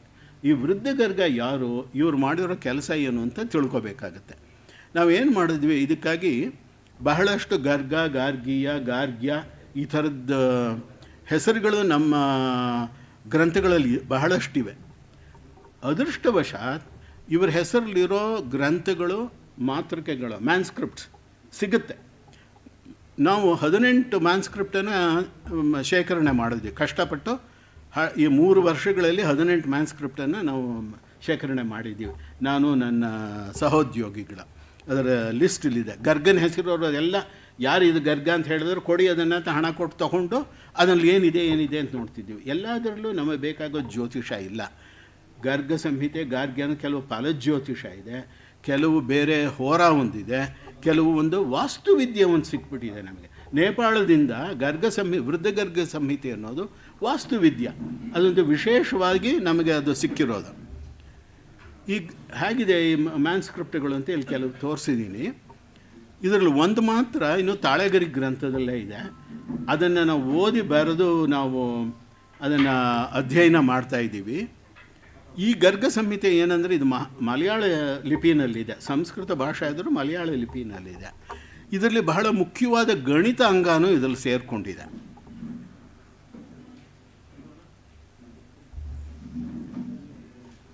ಈ ಗ್ರಂಥದಲ್ಲಿರೋ ವಿಷಯಗಳೇನು ಅಂತ ಇಲ್ಲಿ ಒಂದು ಸೂಕ್ಷ್ಮವಾಗಿ ನಾನು ಶೀರ್ಷಿಕೆ ಕೊಟ್ಟಿದ್ದೀನಿ. ಕರ್ಮಗುಣ, ಚಂದ್ರಮಾರ್ಗ, ನಕ್ಷತ್ರೇಂದು ಸಮ, ರಾಹುಚಾರ, ಬೃಹಸ್ಪತಿ ಹೀಗೆಲ್ಲ ಇದೆ. ಜನಪದ ವ್ಯೂಹ, ಸಲೀಲ ಅಂತ ಒಂದಿದೆ, ಮಹಾಸಲೀಲ ಅಂತ. ಈ ಮಹಾಸಲೀಲ ಅನ್ನೋದು ಬಹಳ ಮುಖ್ಯವಾದ ವಿಷಯ. ಇದು ಎಷ್ಟು ದೊಡ್ಡದು ಈ ಗ್ರಂಥ ಅಂದರೆ 6000 ಶ್ಲೋಕ ಇದೆ ಈ ಗ್ರಂಥದಲ್ಲಿ. ಆದ್ದರಿಂದ ಇದನ್ನು ನಾವು ಓದಿ ಮಾಡಿ ಸಂಪಾದನೆ ಮಾಡೋದು ಬಹಳ ನಿಧಾನವಾಗ್ತಾಯಿದೆ. ಇಲ್ಲಿವರೆಗೆ ನಾವು ಈ 164 ಅಧ್ಯಾಯದಲ್ಲಿ 5 ಅಧ್ಯಾಯಗಳನ್ನು ನಾವು ಪ್ರಕಟಣೆ ಮಾಡಿದ್ದೀವಿ. ಮೇಲ್ಕೋಟೆ ತತ್ವದೀಪ ಅಂತ ಒಂದು ಬರುತ್ತೆ, ಆ ಪತ್ರಿಕೆಯಲ್ಲಿ 5 ಅಧ್ಯಾಯಗಳು ಮಾತ್ರ ಪ್ರಕಟವಾಗಿದೆ, ಮಿಕ್ಕಿದ್ದೆಲ್ಲ ಆಗಿಲ್ಲ. ಇದರ ಪ್ರಕಾರ ಹೊಸ ವಿಷಯಗಳು ಬಹಳ ಗೊತ್ತಾಗುತ್ತೆ. ಮೊದಲನೇ ಗ್ರಹ ಶುಕ್ರ, ಪ್ರಥಮ ಗ್ರಹ ಶುಕ್ರ ಅನ್ನೋದು ಗೊತ್ತಾಗುತ್ತೆ ನಮಗೆ. ಸೃಷ್ಟಿನಲ್ಲೂ ಆ ಮಹಾಸಲೀಲದಲ್ಲಿ ಭೃಗು ಭಾರ್ಗವ ಅದೇ ಮೊದಲು ಸೃಷ್ಟಿ ಅಂತ. ಗೋಪಥ ಬ್ರಾಹ್ಮಣ ಅಂತ ಒಂದು ಗ್ರಂಥ ಇದೆ, ಅದರಲ್ಲೂ ಸೃಷ್ಟಿನಲ್ಲಿ ಪರಮಾತ್ಮನ ಪ್ರಜಾಪತಿ ಸ್ವೇದದಿಂದ ಉಂಟಾದಾಗ ತಪೋತಪ್ಯದ, ಆಮೇಲೆ ಆ ಸ್ವೇದ ಬಂತು, ಅದರಿಂದ ಮುಂಚೆ ಹುಟ್ಟಿದ್ದು ಭೃಗು. ಆ ಭೃಗುವಿಂದ ಭಾರ್ಗವ, ಶುಕ್ರ ಹುಟ್ಟದ ಅಂತ. ಅದರಿಂದ ಶುಕ್ರ ಗ್ರಹಕ್ಕೆ ಪ್ರಾಧಾನ್ಯತೆ. ಶುಕ್ರ ಗ್ರಹನೇ ದೇವತೆಗಳಿಗೂ ಅವರು ಒಂದು ಕಾಲದಲ್ಲಿ ಇದ್ದರು ಅಂತ ಈ ಗ್ರಂಥದಲ್ಲಿ ಅದರ ವಿವರಣೆ. ಇದರಲ್ಲಿರೋ ಬೇರೆ ಸಾಮಾಜಿಕವಾದ ವಿಷಯಗಳು ಬೇರೆ ನಮಗೆ ಸಿಗುತ್ತೆ. ಕನ್ಯೋಪನಯನದ ಬಗ್ಗೆ ಒಂದು ಸ್ಟೇಟ್ಮೆಂಟ್ ಇದೆ 2ನೇ ಅಧ್ಯಾಯದಲ್ಲಿ, ನಕ್ಷತ್ರ ಕರ್ಮಗುಣ ಅನ್ನೋದರಲ್ಲಿ. ಕನ್ಯೋಪನಯನ ಅನ್ನೋದು ಇವಾಗೆಲ್ಲ ಮರೆತೇ ಹೋಗ್ಬಿಟ್ರೆ, ಯಾರು ಇದೆಯೋ ಇಲ್ವೋ ಏನು ಹೇಳೋದೇ ಇಲ್ಲ. ಆದರೆ ಮಾತ್ರ ಒಂದು ಧರ್ಮಶಾಸ್ತ್ರದಲ್ಲಿ ಹಳೆ ಕಾಲದಲ್ಲಿ ಪುರಾಕಲ್ಪದಲ್ಲಿತ್ತು, ಈಗಿನ ಕಲ್ಪದಲ್ಲಿ ಅದಿಲ್ಲ ಅಂತ.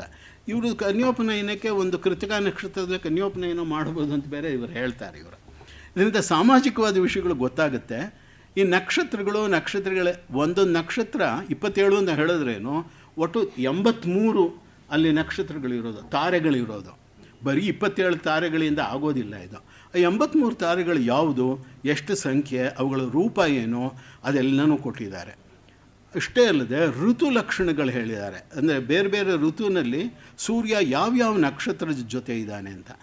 ಒಂದು ಆದಿತ್ಯಚಾರ ಅಂತಿದೆ, ಇನ್ನೊಂದು ಋತು ಸ್ವಭಾವ ಅಂತಿದೆ. ಇದನ್ನು ಯಾತಕ್ಕೆ ನಾವು ತೋರಿಸ್ತೀನಿ ಅಂದರೆ, ಇದನ್ನು ಇಟ್ಕೊಂಡು ನಾವು ಇವ್ರ ಕಾಲ ಕಂಡುಹಿಡಿದು ಬಿಡ್ಬೋದು ಇವತ್ತಿನ ದಿನದಲ್ಲಿ. ಏನು ಕಷ್ಟ ಏನಾಗೋಲ್ಲ. ಆದರೆ ಆ ನಕ್ಷತ್ರಗಳೇನು, ಆ ನಕ್ಷತ್ರಗಳು ಈಗಿನ ಅಸ್ಟ್ರೋನಾಮಿಕಲ್ ಕ್ಯಾಟ್ಲಾಗಲ್ಲಿರೋ ನಕ್ಷತ್ರಗಳು ಏನು ಸಾಮ್ಯ, ಅದನ್ನು ಅಲ್ಲಿ ಕೊಟ್ಟಿದ್ದೀನಿ. ಉದಾಹರಣೆಗೆ ಇವಾಗ ಕೃತಿಕಾ ಅಂದರೆ tau, eta tau, alpha tau, ಆ ಥರದನ್ನು ತಗೋಬೇಕಾಗತ್ತೆ. ಆವಾಗಲೇ ನಮಗೆ astronomical tables, international astronomical union ಇದೆ, ಅವುಗಳಿಂದ ನಾವು ಯಾರು ಬೇಕಿದ್ರೂ ಆ ವಿಷಯಗಳೆಲ್ಲ ಸಂಗ್ರಹಣೆ ಮಾಡ್ಬೋದು.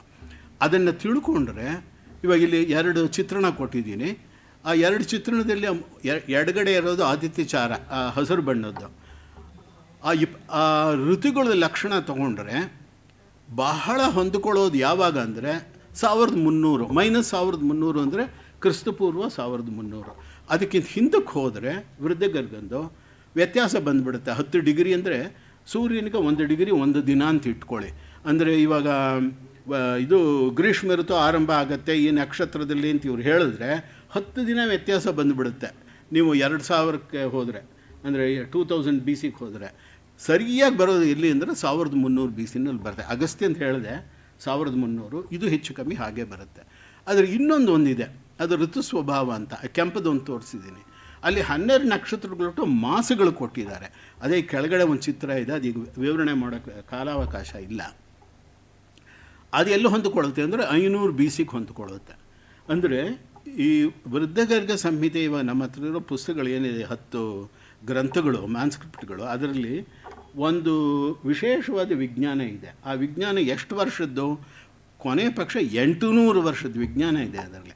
1300 ಹಿಡಿದು 500ವರೆಗೆ ಇರೋ ವಿಜ್ಞಾನ ಅದರಲ್ಲಿದೆ. ಈ 2 ಕಾಲಘಟ್ಟ ನಾವು ತಿಳ್ಕೊಬೋದು. ಅದು ಆದಮೇಲೆ ಸಿದ್ಧಾಂತ ಜ್ಯೋತಿಷ ಅವೆಲ್ಲ ಬಂದಿರೋದು. ಇದು ಯಾತಕ್ಕೆ ಮುಖ್ಯ ಅಂದರೆ ವೇದಕ್ಕೆ ಬಹಳ ಮುಖ್ಯವಾದ ವಿಷಯ. ಇವು ಮೈತ್ರಾಯಣಿ ಆರಣ್ಯಕ ಇದೆ. ಮೈತ್ರಾಯಣಿ ಆರಣ್ಯಕದಲ್ಲಿ ಕಾಲದ ಬಗ್ಗೆ ಬೇಕಾದಷ್ಟು ಚರ್ಚೆ ಇದೆ. ಬಹಳ ಮುಖ್ಯವಾದ ಗ್ರಂಥ ಇದು. ಸೂರ್ಯೋ ಯೋನಿರ್ವೈ ಕಾಲಸ್ಯ ಅಂತ ಆರಂಭ ಆಗುತ್ತೆ. ಅದಕ್ಕೆ ತಸೆ ಏತದ್ರೂಪ ನಿಮೇಷಾದಿ ಕಾಲ ಸಂಭೃತಂ ಮುಂದಕ್ಕೆ ಹಾಗೆ ಹೋಗ್ತಾ ಹೋಗುತ್ತೆ. ಇಲ್ಲೇನು ಬರುತ್ತೆ? ವಾರುಣಂ ಮಗಾದ್ಯಂ ಶ್ರವಿಷ್ಟಾರ್ಧಂ ಆಗ್ನೇಯಂ ಕ್ರಮೇಣ ಉತ್ಕ್ರಮೇಣ ಸಾರ್ಪಾದ್ಯಂ ಶ್ರವಿಷ್ಟಾರ್ಧಾಂತಂ ಸೌಮ್ಯಂ. ಇದು 2 ಅಯನಗಳು ಹೇಳ್ತಾರೆ ಅಲ್ಲಿ. ಉತ್ತರಾಯಣ ಮಘ ನಕ್ಷತ್ರದಿಂದ, ದಕ್ಷಿಣಾಯನ ಮಘ ನಕ್ಷತ್ರದಿಂದ ಆರಂಭವಾಯಿತು. ಶ್ರವಿಷ್ಠ ಅರ್ಧದವರೆಗಿದೆ. ಶ್ರವಿಷ್ಠ ಅರ್ಧದಿಂದ ಉತ್ತರಾಯಣ ಪ್ರಾರಂಭ ಆಗಿ ಇಲ್ಲಿಗೆ ಸಾರ್ಪಾದ್ಯಕ್ಕೆ ಬರುತ್ತೆ ಅಂತ ಮೈತ್ರಾಯಣಿ ಆರಣ್ಯಕದಲ್ಲಿ. ಇವಾಗ ನಾವು ತೋರಿಸಿದ ಪ್ರಕಾರ ಇದನ್ನು ನೋಡಿದ್ರೆ ತಿರುಗು ಇದು ಒಂದು 400 ವರ್ಷ ಹಿಂದಕ್ಕಿರಬೇಕು. ಇವಾಗ 1300 ಅಂತ ಇಟ್ಕೊಂಡ್ರೆ ವೃದ್ಧಗರ್ಗ ಪರಾಶರ, ಇದು 1700 ಅಥವಾ 1800 BCಗೆ ಇರಬೇಕು. ಇದೊಂದು ಬಹಳ ಮುಖ್ಯವಾದ ವಿಷಯ ನಮಗೆ ಗೊತ್ತಾಗುತ್ತೆ. ಇದು ಸೂರ್ಯ ಸಂಬಂಧವಾದ. ಸಾಮಾನ್ಯವಾಗಿ ಏನಾಗಿದೆ ನಮ್ಮಲ್ಲಿ, ಅದು ಪಾಶ್ಚಾತ್ಯರ ಕಡೆಯಿಂದ ಈಗ 200 ವರ್ಷದಿಂದ ಹಾಗೆ ಆಗಿಬಿಟ್ಟಿದೆ. ಹಿಂದೂಗಳಿಗೆ ಸೋಲಾರ್ ಝೋಡಿಯಾಕ್ ಗೊತ್ತಿರಲಿಲ್ಲ. ಇವ್ರು ಬರೀ ಲೂನಾರ್ ಝೋಡಿಯಾಕ್ ಇಟ್ಕೊಂಡು ರಾಶಿ ಇವುಗಳು ಮಾತ್ರ ನಕ್ಷತ್ರ ರಾಶಿ ಅಂತ ಹೇಳ್ಕೊಂಡು ಅದು ಮಾತ್ರ ಇಟ್ಕೊಂಡು ಇವಾಗ ಪೇಪರ್ಗಳಲ್ಲಿ ವಾರ ಭವಿಷ್ಯ ಬರೆಯೋದು ಲೂನಾರ್ ರಾಶಿಯಿಂದ ಬರೀತಾರೆ, ಸೋಲಾರಿಂದ ಬರೆಯೋಲ್ಲ. ಈ ಥರದ್ದೆಲ್ಲ ಗೊತ್ತೇ ಇಲ್ಲ ಸೋಲಾರ್ ಅಂದರೆ ಏನು ಇವರಿಗೆ ಅಂತ. ಹಾಗೇನಿಲ್ಲ. ಸೋಲಾರ್ ಝೋಡಿಯಾಕ್ ಅನ್ನೋದು ಇವರು ಅಯನಗಳಿಂದ ಮುಂಚೆ ವರ್ಷನೇ 2 ವಿಭಾಗ ಮಾಡಿಕೊಂಡ್ರು. ಆಮೇಲೆ ಚಾತುರ್ಮಾಸ್ಯಗಳು ಅಂತ 3 ವಿಭಾಗ ಮಾಡಿದ್ರು. ಆಮೇಲೆ ಋತುಗಳು ಅಂತ 6 ವಿಭಾಗ ಮಾಡಿಕೊಂಡ್ರು. ಆಮೇಲೆ ಮಾಸಗಳು ಅಂತ 12 ವಿಭಾಗ ಮಾಡಿಕೊಂಡ್ರು. ಆ ಮಾಸಗಳು ಯಾವುದು ಅಂದರೆ ಮಧು ಮಾಧವ ಅಂತ, ಅದು ವೈದಿಕವಾದ ಹೆಸರುಗಳು. ಈ ಹಿಂದಿನ ಇದರಲ್ಲಿ ವೃದ್ಧಗರ್ಗ ಹೇಳಿರೋದು ಏನಂದರೆ, ಇದನ್ನೇ ಅವನು ಪ್ರತಿಜ್ಞೆ ಮಾಡ್ತಾನೆ. ಇಲ್ಲಿ ನಾನು ವಸಂತ ಗರ್ಮೋ ಇದೆಲ್ಲ ಹೇಳಿ ತಾನ್ಸ್ತಾನ್ ಪ್ರವಕ್ಷ್ಯಾಮಿ ತಥೈವ ಸರ್ವಾನ್ ಯಥಾಚ ವೈ ಲೌಕಿಕ ವೈದಿಕಾನಿ ಅಂತ. ಯಾವುದು ಲೌಕಿಕವಾದ ಹೆಸರು, ಯಾವುದು ವೈದಿಕವಾದ ಹೆಸರು ಅದನ್ನು ನಾನು ಹೇಳ್ತೀನಿ ಅಂತ ಅದರ ವಿವರಣೆ ಇದೆ. ಅದರಿಂದ ಇದು ಬಹಳ ನಮಗೆ ಮುಖ್ಯವಾದ ಗ್ರಂಥ ಆಗಿದೆ. ಇನ್ನು ಕೇತುಗಳು ಅದರ ಬಗ್ಗೆ ಇದೆ. ಇವಾಗ ಕಾಲ ಇದೆಯಾ? ಇನ್ನು 5 ನಿಮಿಷ ಇಲ್ಲ ಹೇಳಬೇಕು. ಅವರು ಅಧ್ಯಕ್ಷರು ಏನು ಹೇಳ್ತಾರೋ ಗೊತ್ತಿಲ್ಲ. 6:15 ಆಗ್ತಾ ಬಂತು. ನಿಲ್ಲಿಸ್ಬೋದಲ್ವಾ? ಸರಿ. ಕೇತುಗಳ ಬಗ್ಗೆ ಇದೆ. ಆ ಕೇತುಗಳು ನವಗ್ರಹದಲ್ಲಿ ಒಂದು ಗ್ರಹ ಅಂತ. ಅದರ ಬಗ್ಗೆ ಇವಾಗ ವಿವರಣೆ ಸಾಧ್ಯ ಇಲ್ಲ. ಸಲಿಲಾಧ್ಯಾಯ ಇದೆ. ಮುಂದೆ ಬೇರೆ ಕೆಲವು ಗಣಿತ ಪ್ರಕಾರ ನಾವು ಮಾಡಿರೋದು, ಅದನ್ನು ಹೇಗೆ ಅವರ ವೃದ್ಧಗರ್ಗದಲ್ಲಿರೋ ಇದಕ್ಕೂ ಮಾಡ್ರನ್ ಅಸ್ಟ್ರಾನಮಿಗೂ ಸಾಮ್ಯ ಇದೆ ಅಂತ ತೋರಿಸಿದ್ದೀವಿ. ಇದರ ಜೊತೆಗೆ ನಾನು ಉಪಸಂಹಾರ ಮಾಡಿ ಈ ದಿನದ ಭಾಷಣನ ಇಷ್ಟಕ್ಕೆ ನಾನು ನಿಲ್ಲಿಸ್ತಾ ಇದ್ದೀನಿ. ನಮಸ್ಕಾರ.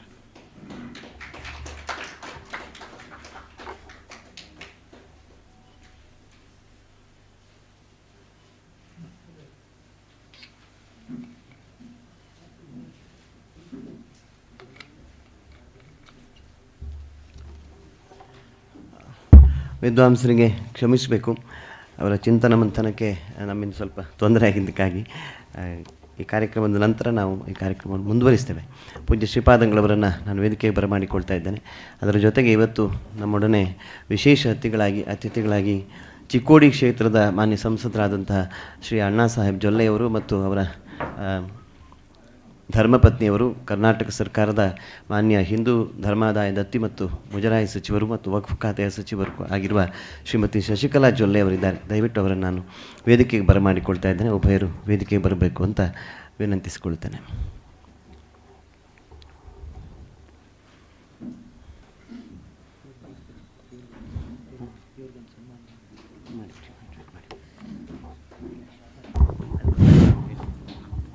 ಇದುವರೆಗೂ ಕೂಡ ಆರ್.ಎನ್. ಅಯ್ಯಂಗಾರ್ ಅವರು ತುಂಬ ವೈಜ್ಞಾನಿಕವಾಗಿರ್ತಕ್ಕಂತಹ ಅಧ್ಯಯನ, ಪ್ರತಿಯೊಂದರ ಬಗ್ಗೆಯೂ ಕೂಡ ನಮ್ಮ ಪ್ರಾಚೀನ ಶಾಸ್ತ್ರಗಳು, ಪರಾಶರ, ಗರ್ಗರು ಅವರು ಬರೆದಿರ್ತಕ್ಕಂಥ ಕೃತಿಗಳು, ಆ ಕೃತಿಗಳಲ್ಲಿರ್ತಕ್ಕಂಥ ಅನೇಕ ವಿಚಾರಗಳ ಬಗ್ಗೆ ತುಂಬ ವೈಜ್ಞಾನಿಕವಾದ ಆಳವಾದ ಅಧ್ಯಯನ, ಹಾಗೆ ವ್ಯಾಪಕವಾದ ಅಧ್ಯಯನ. ಈ ರೀತಿ ಅಧ್ಯಯನ ಮಾಡಿದವರು ಮಾತ್ರ ಇಂತಹ ವಿದ್ವತ್ಪೂರ್ಣವಾಗಿರ್ತಕ್ಕಂತಹ ವಿಚಾರಗಳನ್ನು ಇಲ್ಲಿ ಮಂಡನೆ ಮಾಡಲಿಕ್ಕೆ ಸಾಧ್ಯ. ಇವತ್ತು ನಮ್ಮ ಪ್ರಾರ್ಥನೆಯ ಮೇರೆಗೆ ಇಲ್ಲಿಗೆ ಆಗಮಿಸಿ ತುಂಬ ಉಪಯುಕ್ತವಾದ ಮಾಹಿತಿಗಳನ್ನು ನಮಗೆ ನೀಡಿದ್ದಾರೆ.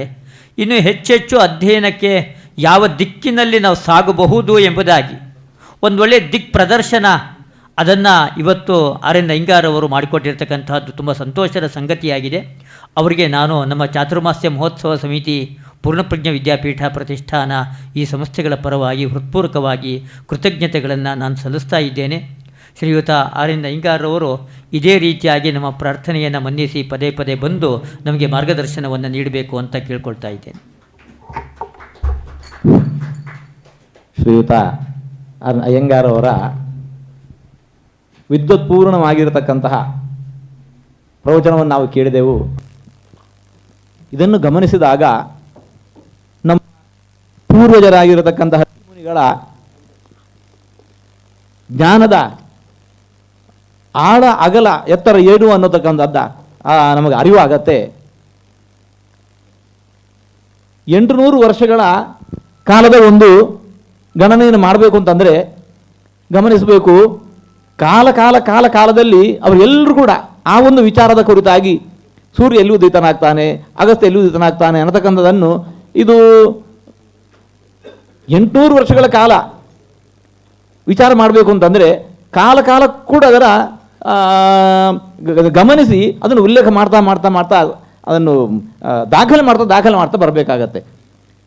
ಇದು ಈ ವಿಜ್ಞಾನ 1 ವರ್ಷದ್ದು 2 ವರ್ಷದ್ದು 10 ವರ್ಷದ್ದು ಅಲ್ಲೇ ಅಲ್ಲ, ಶತಮಾನಗಳ ಕಾಲದ ವೀಕ್ಷಣೆ ಮತ್ತು ಅದರ ದಾಖಲಾತಿ ಇದು ನಡೆದಾಗ ಮಾತ್ರ ಇದು ಸಾಧ್ಯ. ಅಂತಹ ನಮ್ಮ ಹಿರಿಯರು ಮಾಡಿರತಕ್ಕಂತಹ ಅದ್ಭುತವಾಗಿರತಕ್ಕಂತಹ ಪ್ರಕೃತಿಯ ಕುರಿತಾಗಿರತಕ್ಕಂತಹ ವೀಕ್ಷಣೆ ಕಾಲಕ್ಕೂ ನಡೆದು ಬಂದಿದೆ. ಅದು ಏನು ಅವರಿಗೇನು ಲಾಭ ಉಪಯೋಗ ನಾವು ಕಾಣೋದು ಕಷ್ಟ. ಅದು ಪ್ರಾಯಶಃ ಅದರ ಲಾಭವನ್ನು ಇವತ್ತು ನಾವು ಪಡೀತಾ ಇದ್ದೇವೆ. ಅಂತಹ ಹಿರಿಯರು ಮಾಡಿರತಕ್ಕಂತಹ ಅವರ ಶ್ರಮ ನಮಗದು ಕಾಲಾಂತರದಲ್ಲಿ ಮರೆತೇ ಹೋಗುವಂತಹದ್ದು. ಇಂತಹ ವಿದ್ವತ್ಪೂರ್ಣವಾಗಿರತಕ್ಕಂತಹ ಉಪನ್ಯಾಸದಿಂದ ಮಾತ್ರ ನಾವು ನಮ್ಮ ಹಿರಿಯರ ಬಗ್ಗೆ ಗೌರವವನ್ನು ತಾಳಿ ನಾವು ಇನ್ನಷ್ಟು ಹೆಮ್ಮೆಯಿಂದ ಬೀಗಬಹುದು. ಹಾಗೂ ಇನ್ನು ಮುಂದೆ ಕೂಡ ಅದರ ಬಗ್ಗೆ ಸಂಶೋಧನೆಗಳು ಮಾಡುವಂತಹ ಅವಕಾಶ ನಮಗೆ ಲಭ್ಯವಾಗತ್ತೆ. ಆ ನಿಟ್ಟಿನಲ್ಲಿ ನಮ್ಮೆಲ್ಲರೂ ಕೂಡ ವಿಶೇಷವಾಗಿ ಪ್ರಚೋದಿಸಿರತಕ್ಕಂತಹ ಅಯ್ಯಂಗಾರ್ ಅವರನ್ನು ಅವರ ವಿದ್ವತ್ಪೂರ್ಣವಾಗಿರತಕ್ಕಂಥ ಉಪನ್ಯಾಸಕ್ಕೆ ನಾವು ಅವರ ಹಾರ್ದಿಕವಾಗಿ ಅಭಿನಂದಿಸ್ತಾ ಇದ್ದೇವೆ. ಇಂತಹ ಕಾರ್ಯಗಳು ಮೇಲಿಂದ ಮೇಲೆ ನಡೆದು ಸಮಾಜಕ್ಕೆ ಇನ್ನಷ್ಟು ಉಪಯುಕ್ತವಾಗಿರತಕ್ಕಂಥ ಮಾಹಿತಿ ದೊರಕುವಂತಾಗಲಿ ಅಂತ ನಾವು ಆಶಿಸ್ತಾ ಇದ್ದೇವೆ. ಈ ದಿನ ಇದೇ ಹೊತ್ತಿಗೆ ನಮ್ಮ ರಾಜ್ಯದ ಮುಜರಾಯಿ ಇಲಾಖೆಯ ಸಚಿವರಾಗಿರತಕ್ಕಂತಹ ಶ್ರೀಮತಿ ಶಶಿಕಲಾ ಜೊಲ್ಲೆಯವರು ಈ ಕಾರ್ಯಕ್ರಮಕ್ಕೆ ದಂಪತಿ ಸಮೇತರಾಗಿ ಅವರು ಬಂದಿದ್ದಾರೆ. ಹಾಗೆ ಚಿಕ್ಕೋಡಿ ಸಂಸದರಾಗಿರತಕ್ಕಂತಹ ಅಣ್ಣಾ ಸಾಹೇಬ್ ಜೊಲ್ಲೆಯವರು ಈ ಕಾರ್ಯಕ್ರಮದಲ್ಲಿ ಉಪಸ್ಥಿತರಿದ್ದದ್ದಕ್ಕೆ ನಾವು ತುಂಬ ಹೆಮ್ಮೆ ಪಡ್ತಾ ಇದ್ದೇವೆ. ಅಯ್ಯಂಗಾರ್ ಅವರ ಉಪನ್ಯಾಸವನ್ನು ಕೊನೆಗೆ ಅವರು ಕೂಡ ಕೇಳಿದರು, ಇದು ಅಗತ್ಯವಾಗಿರುವಂತಹದ್ದು, ಇಂತಹ ವಿಚಾರಗಳು ಎಲ್ಲೆಡೆ ಸಿಗೋದಿಲ್ಲ. ಹಾಗಾಗಿ ಇದು ನಮಗೆ ಅತ್ಯಂತ ಹೆಮ್ಮೆಯ ವಿಚಾರ. ಈರುವರು ದಂಪತಿಗಳು ವಿಶೇಷವಾಗಿರತಕ್ಕಂತಹ ಜವಾಬ್ದಾರಿಯನ್ನು ಹೊತ್ತು ಸಮಾಜವನ್ನು ಮುನ್ನಡೆಸ್ತಾ ಇದ್ದಾರೆ.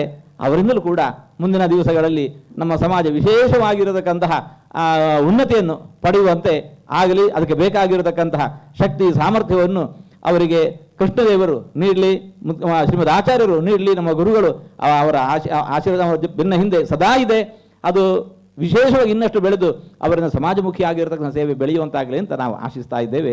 ಇವರನ್ನು ಕೂಡ ಅಭಿನಂದಿಸ್ತಾ ಇದ್ದೇವೆ. ಅಯ್ಯಂಗಾರವರನ್ನು ಕೂಡ ನಾವು ವಿಶೇಷವಾಗಿ ಅಭಿನಂದಿಸ್ತಾ ಇದ್ದೇವೆ. ಸನ್ಮಾನ್ಯ ಅಣ್ಣಾ ಸಾಹೇಬ್ ಜೊಲ್ಲೆಯವರು ನಾವೆಲ್ಲ ಹೆಮ್ಮೆ ಪಡುವ, ಜಗತ್ತು ಹೆಮ್ಮೆ ಪಡುವ ಸನ್ಮಾನ್ಯ ನರೇಂದ್ರ ಮೋದಿಯವರ ತಂಡದ ಒಬ್ಬ ಸದಸ್ಯ ಅಂತ ಹೇಳುವಂಥದ್ದು ನಮಗೂ ಮಾತ್ರ ಹೆಮ್ಮೆ ಅಲ್ಲ, ಇಡೀ ನಾಡಿನ ಹೆಮ್ಮೆ. ಅವರ ದೇಶದ ಸಂಸದರಾಗಿ ಇವತ್ತು ನರೇಂದ್ರ ಮೋದಿಯವರ ನೇತೃತ್ವದ ಸರ್ಕಾರದಲ್ಲಿ ಒಬ್ಬ ಸಂಸದರಾಗಿ ಕೆಲಸ ಮಾಡುವಂಥದ್ದು ಕೂಡ ಅದೊಂದು ಪೂರ್ವಜನ್ಮದ ಸುಕೃತವೇ ಆಗಿರ್ತದೆ.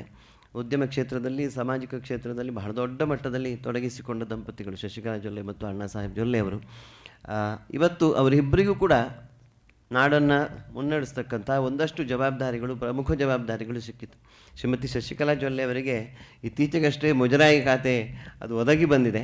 ಬಹಳ ವರ್ಷ ಹಿಂದೆ ಸುಮಾ ವಸಂತ್ ಅವರು ಮಡಿಕೇರಿಯಿಂದ ಬಂದವರು, ಮುಜರಾಯಿ ಇಲಾಖೆಯ ಸಚಿವರಾಗಿದ್ದವರು SM ಕೃಷ್ಣ ಸರ್ಕಾರದಲ್ಲಿ. ಆ ನಂತರ ಅನೇಕ ವರ್ಷಗಳ ನಂತರ ಒಬ್ಬ ಮಹಿಳೆಗೆ ಮತ್ತೆ ಮುಜರಾಯಿ ಖಾತೆ ಸಿಕ್ಕಿರುವಂಥದ್ದು ದೊಡ್ಡ ಜವಾಬ್ದಾರಿ ಇದೆ. ನಾಡಿನ ಶ್ರದ್ಧೆ ಮತ್ತು ಭಕ್ತಿಯ ಕೇಂದ್ರಗಳನ್ನು, ಅದರ ಸುರಕ್ಷತೆಯನ್ನು, ಸುವ್ಯವಸ್ಥೆಯನ್ನು ಕಾಪಾಡ್ತಕ್ಕಂಥ ದೊಡ್ಡ ಜವಾಬ್ದಾರಿ, ಘನತೆ ಜವಾಬ್ದಾರಿ. ಯಾಕಂದರೆ ಹಿಂದೂ ಶ್ರದ್ಧೆ ಅಡಗಿರುವಂಥದ್ದೇ, ಹಿಂದೂ ಶಕ್ತಿ ಅಡಗಿರುವಂಥದ್ದೇ ದೇವಸ್ಥಾನದ ಚಾವಡಿಯಲ್ಲಿ. ಆ ಚಾವಡಿಯನ್ನು ಸಮರ್ಥವಾಗಿ ಸುರಕ್ಷಿತವಾಗಿ ನೋಡಿಕೊಳ್ತಕ್ಕಂಥ ಒಬ್ಬ ಜವಾಬ್ದಾರಿ ಒಂದು ಮಾತೃಶಕ್ತಿಗೆ ದೇಶದ ನಾಯಕರು ಕೊಟ್ಟಿದ್ದಾರೆ ಅಂತ ಹೇಳುವಂಥದ್ದು ಅವರ ಸಾಮರ್ಥ್ಯಕ್ಕೆ ಸಾಕ್ಷಿ ಅಂತ ನಾನು ಭಾವಿಸ್ತೇನೆ. ಆ ಇಬ್ಬರು ಕೂಡ ಇವತ್ತು ಶ್ರೀಗಳ ಶ್ರೀಪಾದಂಗಳವರ 34ನೇ ಚಾತುರ್ಮಾಸದ ಸದವಸರದಲ್ಲಿ ನಾವು ಭಿನ್ನವಿಸಿಕೊಂಡಿತ್ತು. ಒಂದು 7-8 ಬಾರಿ ಕೇಳಿದ್ದೇವೆ. ಎಲ್ಲರೂ ಒಂದು ಎಲ್ಲರ ಆಶೀರ್ವಾದ, ಎಲ್ಲರೂ ಕೂಡ ಪೂಜ್ಯ ಶ್ರೀಪಾದರ ದರ್ಶನವನ್ನು, ಗುರುಗಳ ಬೃಂದಾವನ ಸಮಾಧಿಯ ದರ್ಶನವನ್ನು ಮಾಡಿಕೊಂಡು ಹೋಗಬೇಕು, ಅವರ ಪ್ರಸಾದವನ್ನು ಸ್ವೀಕರಿಸಬೇಕು ಅಂತೇಳಿ ವಿನಂತಿ ಮಾಡಿಕೊಂಡದ್ದಕ್ಕಾಗಿ ಬಂದಿದ್ದಾರೆ. ಬಹಳ ನಾವೆಲ್ಲರೂ ಕೂಡ ತುಂಬ ಸಂತೋಷ ಆಗಿದೆ. ಅವರಿಬ್ಬರನ್ನು ಕೂಡ ಈ ಸಮಾರಂಭಕ್ಕೆ ವಿಶೇಷವಾಗಿ ಶ್ರೀಮಠದ ಪರವಾಗಿ ಮತ್ತು ಎಲ್ಲ ಭಕ್ತರ ಪರವಾಗಿ ವಿಶೇಷವಾಗಿ ಸ್ವಾಗತಿಸ್ತಾ ಇದ್ದೇವೆ. ಅದರ ಜೊತೆಗೆ ಮೇಡಮ್ ಅವರ ಗಮನಕ್ಕೆ ನಮ್ಮ ರಾಜಸ್ಥಾನದ ತಿಜಾರದಿಂದ ಲಲಿತ ಮೋಹನ್ ಓಜಾ ಅವರಿದ್ದಾರೆ. ಉತ್ತರ ಮತ್ತು ದಕ್ಷಿಣ ಭಾರತದ ಒಂದು ಕೊಂಡಿಯಾಗಿ ಉತ್ತರ ಭಾರತದಲ್ಲಿ ಮಧ್ವಾಚಾರ್ಯರ ಭಕ್ತಿ ಸಿದ್ಧಾಂತದ ಪ್ರಸಾರಕ್ಕೆ ತಮ್ಮ ಇಡೀ ಜೀವಮಾನವನ್ನು ಅವರು ಸಮರ್ಪಿಸಿಕೊಂಡವರು. ಬಹಳ ಬಹುದದಲ್ಲಿ ಕೆಲಸವನ್ನು ಮಾಡ್ತಾ ಇದ್ದಾರೆ. ವಿಶ್ವೇಶತೀರ್ಥ ಶ್ರೀಪಾದಂಗಳವರ ವಿಶೇಷ ಭಕ್ತರು ಆಗಿದ್ದವರು. ಪೇಜಾವರ ಮಠದ ಬಗ್ಗೆ ವಿಶೇಷವಾದಂಥ ಅಭಿಮಾನ ಕೂಡ. ಅವರು ನಿನ್ನೆ ಅಷ್ಟೇ ಇಲ್ಲಿಗೆ ಬಂದಿದ್ದಾರೆ.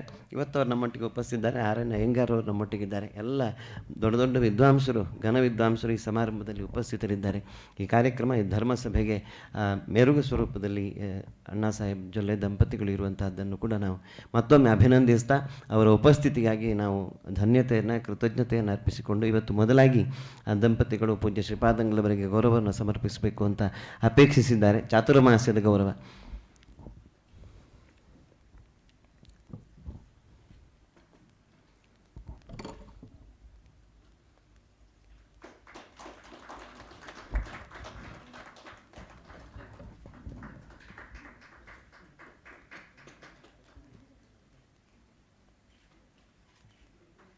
ಅದಕ್ಕೂ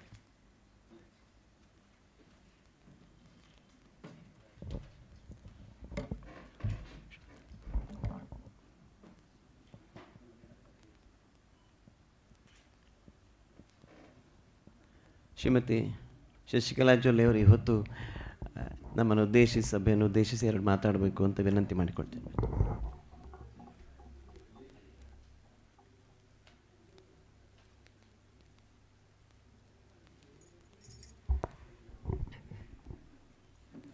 ಪೂಜ್ಯ ಶ್ರೀ ಶ್ರೀ ಶ್ರೀಪಾದರ ಪಾದಾರವಿಂದಗಳಲ್ಲಿ ಶಿರಸಾಷ್ಟಾಂಗ ನಮಸ್ಕಾರಗಳನ್ನು ಸಲ್ಲಿಸ್ತಾ, ವೇದಿಕೆ ಮೇಲೆ ಉಪಸ್ಥಿತರಿರ್ತಕ್ಕಂತಹ ಇನ್ನೋರ್ವ ಪೂಜ್ಯರ ಅಡಿದವರುಗಳಲ್ಲೂ ಕೂಡ ಶಿರಸಾಷ್ಟಾಂಗ ನಮಸ್ಕಾರಗಳನ್ನು ಸಲ್ಲಿಸಿ, ಇಲ್ಲಿ ಬಂದು ಕೂತಾಗ ಸಹೋದರರು, ಹಿರಿಯರು, ಅಯ್ಯಂಗಾರವರು ಭಾಳ ಚೆನ್ನಾಗಿ ಹೇಳಿದರು. ನನಗೂ ಕೂಡ ಇದು ಭಾಳ ಕೇಳಬೇಕು ಇನ್ನೂ ಅನ್ನುವಂಥ ಒಂದು ಆಸಕ್ತಿ ಇತ್ತು.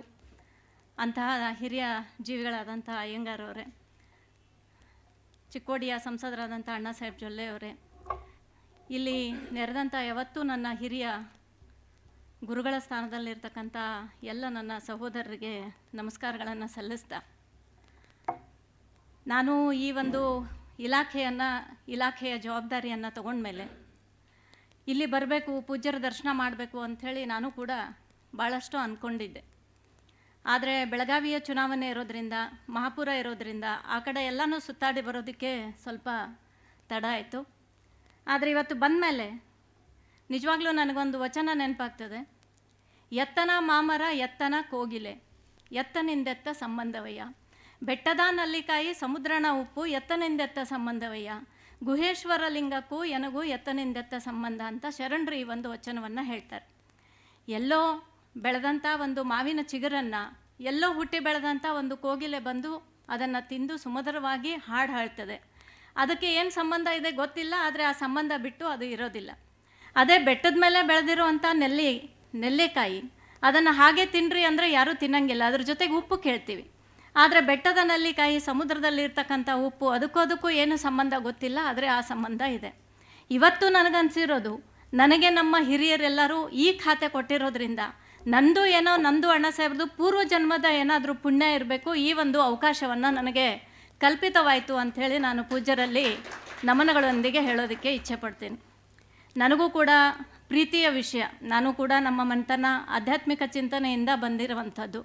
ಎಲ್ಲ ಪೂಜ್ಯರ ಒಂದು ಭೇಟಿಯಾಗೋದು ಅಥವಾ ಅವರ ಮಾರ್ಗದರ್ಶನವನ್ನು ತಗೊಳ್ಳೋದು ಮತ್ತು ಸಮಾಜಮುಖಿಯಾಗಿ ಕೆಲಸ ಮಾಡುವಂಥದ್ದು ನಮ್ಮ ಜೊಲ್ಲೆ ಕುಟುಂಬ ಸುಮಾರು 30 ವರ್ಷಗಳಿಂದ ಮಾಡ್ತಾ ಬಂದಿದೆ. ಇದು ಒಂದು ನಮಗೆ ಅವಕಾಶ ಸಿಕ್ತು. ರಾಜಕಾರಣದಲ್ಲಿ ಬಂದು ಈಗ ನಾನು ಸಚಿವೆಯಾಗಿರ್ಬೋದು, ಅಣ್ಣಾ ಸಾಹೇಬರು ಸಂಸದರಾಗಿರ್ಬೋದು, ಇನ್ನೂ ಕೂಡ ಸಮಾಜದ ಒಂದು ಸೇವೆಯನ್ನು ರಾಜಕಾರಣದಲ್ಲಿ ಇರೋದರಿಂದ ಇನ್ನೂ ಹೆಚ್ಚಿನ ರೀತಿಯಲ್ಲಿ ಅದನ್ನು ಮಾಡ್ಬೋದು ಅಂತಕ್ಕಂಥದ್ದು ನಮ್ಮ ಉದ್ದೇಶ. ಇವತ್ತು ಪೂಜ್ಯರ ಆಶೀರ್ವಾದ ಸಿಕ್ಕಿದೆ. ಅದರ ಜೊತೆಗೆ ನಮ್ಮ ಇಲಾಖೆ, ನಾನು ಈಗ ಚಾರ್ಜ್ ತೊಗೊಂಡು ಒಂದು 8-10 ದಿನ ಆಯಿತು. ಬಹಳಷ್ಟು ನಿಮ್ಮೆಲ್ಲರ ಮಾರ್ಗದರ್ಶನ ನನಗೆ ಬೇಕು, ನಿಮ್ಮ ಸಲಹೆ ಸೂಚನೆಗಳು ನನಗೆ ಬೇಕು. ಯಾಕಂದರೆ ಈ ವೇದ ಪಾಠಶಾಲೆಗಳಿರ್ಬೋದು, ನಮ್ಮ ಭಾರತ ಇಡೀ ಜಗತ್ತಿನಲ್ಲಿ ಒಂದು ಸಂಸ್ಕಾರ ಆಧ್ಯಾತ್ಮಿಕತೆಗೆ ಹೆಸರುವಾಸಿಯಾಗಿರುವಂಥ ನಮ್ಮ ದೇಶ. ಆ ದೇಶದಲ್ಲಿ ಇರ್ತಕ್ಕಂಥ ಸಂಸ್ಕೃತಿ ಸಂಸ್ಕಾರ, ಇಲ್ಲಿರ್ತಕ್ಕಂಥ ನಮ್ಮ ಮಠ ಮಂದಿರಗಳು, ಇಲ್ಲಿರ್ತಕ್ಕಂಥ ಪೂಜ್ಯರು, ಇಲ್ಲಿರ್ತಕ್ಕಂಥ ನಮ್ಮ ದೇವಸ್ಥಾನಗಳು, ಇದನ್ನೆಲ್ಲನೂ ಕೂಡ ನಮ್ಮ ಸಂಸ್ಕೃತಿಯನ್ನು ಉಳಿಸ್ಕೊಂಡು ಅದನ್ನು ಬೆಳೆಸ್ಕೊಂಡು ಹೋಗುವಂಥದ್ದು ನಮ್ಮ ಜವಾಬ್ದಾರಿಯಾಗಿದೆ. ಹಾಗಾಗಿ ಈ ಕರ್ನಾಟಕದಲ್ಲಿ ಇರ್ತಕ್ಕಂಥ ಮಠಗಳಲ್ಲಿ ಅಲ್ಲಿರ್ತಕ್ಕಂಥ ಪೂಜ್ಯರಲ್ಲಿ ಅಲ್ಲಿ ಇರ್ತಕ್ಕಂಥ ಇವತ್ತು ಅನೇಕ ಮನವಿಯನ್ನು ಇವತ್ತು ನನಗೆ ಕೊಟ್ಟಿದ್ದಾರೆ. ಯಾಕಂದರೆ ನಮ್ಮ ಸಂಸ್ಕಾರ ಉಳಿಸ್ಬೇಕಾದ್ರೆ ನಾವು ವೇದ ಪಾಠಶಾಲೆಗಳನ್ನು ಉಳಿಸ್ಕೋಬೇಕು, ಅಲ್ಲಿರ್ತಕ್ಕಂಥ ಸಿಬ್ಬಂದಿಯವರ ಒಂದು ಸುಖ ದುಃಖಗಳಲ್ಲಿ ನಾವು ಭಾಗಿಯಾಗಬೇಕು, ದೇವಸ್ಥಾನದ ಒಂದು ಡೆವಲಪ್ಮೆಂಟ್ ಇರ್ಬೋದು, ಅಲ್ಲಿ ಬರ್ತಕ್ಕಂಥ ಯಾತ್ರಿಗಳಿಗಿರ್ಬೋದು, ಎಲ್ಲ ಸಮಸ್ಯೆಗಳನ್ನು ದೂರ ಮಾಡುವಂಥ ಒಂದು ಪ್ರಾಮಾಣಿಕ ಪ್ರಯತ್ನ ನಾನು ಮಾಡ್ತೀನಿ ಅಂತಕ್ಕಂಥ ಒಂದು ವಿಶ್ವಾಸವನ್ನು ವ್ಯಕ್ತಪಡಿಸ್ತಾ ಪೂಜ್ಯರಲ್ಲಿ ನಾನು ವಿನಂತಿಯನ್ನು ಮಾಡ್ಕೋತೇನೆ. ನಿಮ್ಮ ಮಾರ್ಗದರ್ಶನ, ನಿಮ್ಮ ಸಲಹೆ ಸೂಚನೆ ಯಾವತ್ತೂ ಕೂಡ ನಮ್ಮ ಮೇಲೆ ಇರಬೇಕು, ಆಶೀರ್ವಾದ ಇರಬೇಕು. ಮೇಲಿನ ಮೇಲೆ ನಾನು ಭೇಟಿ ಕೂಡ ಆಗ್ತೀನಿ, ನಮ್ಮ ಇಲಾಖೆ ಬಗ್ಗೆ ತಮ್ಮ ಜೊತೆಗೆ ಚರ್ಚೆ ಮಾಡ್ತೀನಿ. ತಾವುಗಳು ಯಾವ ರೀತಿ ಮಾರ್ಗದರ್ಶನ ಮಾಡ್ತೀರಾ ಆ ರೀತಿ ಇಲಾಖೆಯಲ್ಲಿ ಒಂದು ಒಳ್ಳೆ ರೀತಿಯಲ್ಲಿ ಈ ಸರ್ಕಾರದಿಂದ, ಈ ಇಲಾಖೆಯಿಂದ ಭಾಳ ಒಳ್ಳೆ ಕೆಲಸ ಆಯಿತು ಅನ್ನುವಂಥ ರೀತಿಯಲ್ಲಿ ದೇವರು ಕೊಟ್ಟಂಥ ಈ ಸೇವೆಯನ್ನು ಮಾಡುವಂಥ ಒಂದು ಸಂದರ್ಭವನ್ನು ನಾನು ಪ್ರಾಮಾಣಿಕವಾಗಿ ಪೂಜ್ಯರೆಲ್ಲರ ಸಮ್ಮುಖದಲ್ಲಿ ಅವರ ಆಶೀರ್ವಾದದಲ್ಲಿ ನಾನು ಮಾಡುವಂತಹ ಪ್ರಯತ್ನವನ್ನು ಮಾಡ್ತೇನೆ ಅಂತಕ್ಕಂಥದ್ದನ್ನು ಹೇಳ್ತಾ, ಕೆಲವೊಂದು ಹೊಸ ಯೋಜನೆಗಳನ್ನು ತರಬೇಕು ಅಂತೇನು ಕೂಡ ಚಿಂತನೆ ನಡೀತಾ ಇದೆ. ಅದರಲ್ಲಿ ತಮ್ಮ ಹತ್ರನೂ ಕೂಡ ಮಾತಾಡಿ ಅದನ್ನು ಮಾಡ್ಬೋದಾ, ಯಾವ ರೀತಿ ಮಾಡ್ಬೋದು ಅಂತಕ್ಕಂಥದ್ದನ್ನು ಮತ್ತೊಂದು ಸತಿ ನಾನು ತಮ್ಮ ಹತ್ರ ಮಾತಾಡಿ ಅವನು ಕೂಡ ಇಂಪ್ಲಿಮೆಂಟ್ ಮಾಡುವಂಥ ರೀತಿಯಲ್ಲಿ ನಾನು ಪ್ರಯತ್ನ ಮಾಡ್ತೇನೆ. ಇವತ್ತು ಬಹಳಷ್ಟು ಖುಷಿಯಾಗಿದೆ, ಯಾಕಂದರೆ ಇಂಥ ಸಂದರ್ಭ ಎಲ್ಲರಿಗೂ ಸಿಗಂಗಿಲ್ಲ. ಇದು ಸಿಕ್ಕಿರೋದು ನಮ್ಮ ಪೂರ್ವಜನ್ಮದ ಪುಣ್ಯ ಅಂತಲೇ ತಿಳ್ಕೋಬೇಕು. ಹಾಗಾಗಿ ಇವತ್ತು ನಮ್ಮಿಬ್ಬರಿಗೂ ಕೂಡ ಇಲ್ಲಿ ಆಶೀರ್ವಾದ ಮಾಡಿದಂಥ ಪೂಜ್ಯರನ್ನು, ವೇದಿಕೆ ಮೇಲಿರ್ತಕ್ಕಂತಹ ಎಲ್ಲರನ್ನು, ಇಲ್ಲಿರ್ತಕ್ಕಂಥ ಎಲ್ಲರಿಗೂ ಕೂಡ ಮತ್ತೊಮ್ಮೆ ನಮನಗಳನ್ನು ಸಲ್ಲಿಸಿ ಈ ಒಂದು ಸೇವಾ ಕಾರ್ಯದಲ್ಲಿ ತಮ್ಮೆಲ್ಲರ ಮಾರ್ಗದರ್ಶನ ನನಗೆ ಬೇಕು ಅಂಥೇಳಿ ವಿನಂತಿಯನ್ನು ಮಾಡ್ತಾ ಪೂಜ್ಯರ ಪಾದಗಳಲ್ಲಿ ಇನ್ನೊಮ್ಮೆ ಶಿರಸಾಷ್ಟಾಂಗ ನಮಸ್ಕಾರಗಳನ್ನು ಅರ್ಪಿಸಿ ನನ್ನ 2 ಮಾತಿಗೆ ವಿರಾಮವನ್ನು ಕೊಡ್ತೀನಿ. ದಕ್ಷಿಣ ಭಾರತದಿಂದ ಅಯೋಧ್ಯೆ ರಾಮಮಂದಿರ ತೀರ್ಥಕ್ಷೇತ್ರ ಟ್ರಸ್ಟಿಗೆ ಓರ್ವರೇ ವಿಶ್ವಸ್ತರು ನಮ್ಮ ಪೂಜ್ಯ ಶ್ರೀಪಾದಂಗಳವರು. ಅದರ ಜೊತೆಗೆ ಗೋರಕ್ಷೆ ಅಭಿಯಾನದಲ್ಲಿ ಬಹಳ ದೊಡ್ಡ ಕೆಲಸವನ್ನು ಶ್ರೀಪಾದಂಗಳವರು ಮಾಡ್ತಾ ಇದ್ದಾರೆ. ಆ ಎರಡೂ ವಿಚಾರಗಳನ್ನು ಇಟ್ಟುಕೊಂಡು ಮುಜರಾಯಿ ಮಂತ್ರಿಗಳೊಂದಿಗೆ ಮುಂದಿನ ದಿನಗಳಲ್ಲಿ ಒಂದಷ್ಟು ಜಂಟಿಯಾಗಿ ಕೆಲಸ ಮಾಡಬಹುದು ಅಂತ ಹೇಳುವ ವಿಶ್ವಾಸವನ್ನು ವ್ಯಕ್ತಪಡಿಸಿಕೊಂಡು ಜೊಲ್ಲೆ ದಂಪತಿಗಳಿಗೆ ಮತ್ತಷ್ಟು ರಾಜಕೀಯ ಉನ್ನತಿಗಳು ಪ್ರಾಪ್ತಿಯಾಗಲಿ ಅಂತ ಹೇಳುವಂಥ ಪ್ರಾರ್ಥನೆಯನ್ನು, ಶ್ರೇಯ ಪ್ರಾರ್ಥನೆಯನ್ನು ಎಲ್ಲರ ಪರವಾಗಿ ನಾವು ಸಲ್ಲಿಸ್ತಾ ಪೂಜ್ಯ ಶ್ರೀಪಾದಂಗಳವರಿಂದ ಅವರ ಅನುಗ್ರಹ ಮಂತ್ರಾಕ್ಷತೆಯನ್ನು ಪಡಿಬೇಕು ಅಂತ ವಿನಂತಿ ಮಾಡಿಕೊಳ್ತೇನೆ. ಅವರಿಬ್ಬರ ಉಪಸ್ಥಿತಿಗೆ, ಅವರ ಮಾತುಗಳಿಗೆ ನಾವೆಲ್ಲರೂ ಕೂಡ ಆಭಾರಿಗಳಾಗಿದ್ದೇವೆ. ಮುಂದೆಯೂ ಕೂಡ ಅವರ ಪೂರ್ಣ ಅಭಿಮಾನ, ವಿಶ್ವಾಸಪೂರ್ವಕವಾದಂಥ ಆತ್ಮೀಯ ಸಂಬಂಧಗಳು ಈ ಸಂಸ್ಥಾನದೊಂದಿಗೆ ಇರಲಿ ಅಂತ ಹೇಳುವ ಅಪೇಕ್ಷೆಯನ್ನು ಕೂಡ ವ್ಯಕ್ತಪಡಿಸಿದ್ದೇವೆ.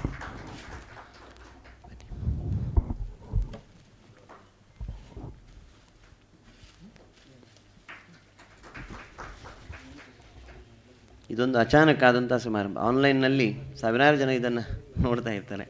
ಅದರಿಂದ ತಾವು ಇವತ್ತು ಉಪಸ್ಥಿತರಿರುವಂಥದ್ದು ಕೂಡ ಅನೇಕ ಮಠದ ಭಕ್ತರಿಗೆ, ಜಿಜ್ಞಾಸುಗಳಿಗೆ ಕೂಡ ನೋಡಲಿಕ್ಕೆ ಅವಕಾಶ ಆಯಿತು. ತಮ್ಮ ಜೊತೆ ಮಹಾಂತೇಶ್ ಅವರೇ, ತಾವೆಲ್ಲರೂ ಬನ್ನಿ. ಅವರ ಒಟ್ಟು ಜೊತೆಗೆ ಬಂದವರು.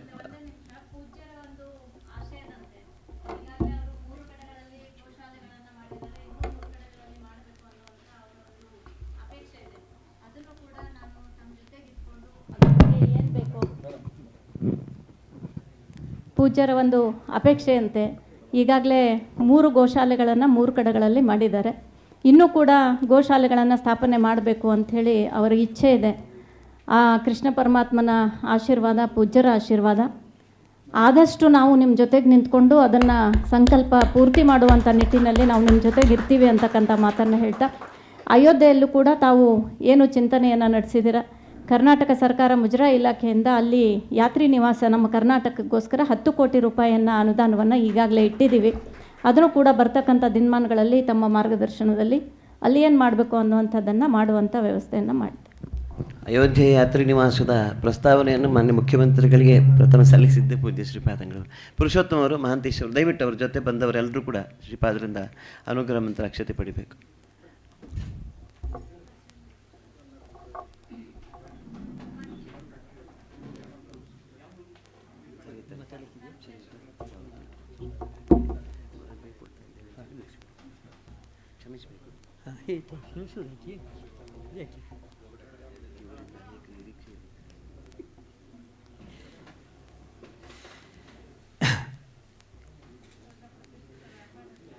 ಶಶಿಕಲಾ ಜೊಲ್ಲೆ ದಂಪತಿಗಳು ಇವತ್ತು ಸಭೆಗೆ ಆಗಮಿಸಿ ಇಡೀ ಸಭೆಗೆ ಒಂದು ಶೋಭೆಯನ್ನು ತಂದಿದ್ದಾರೆ.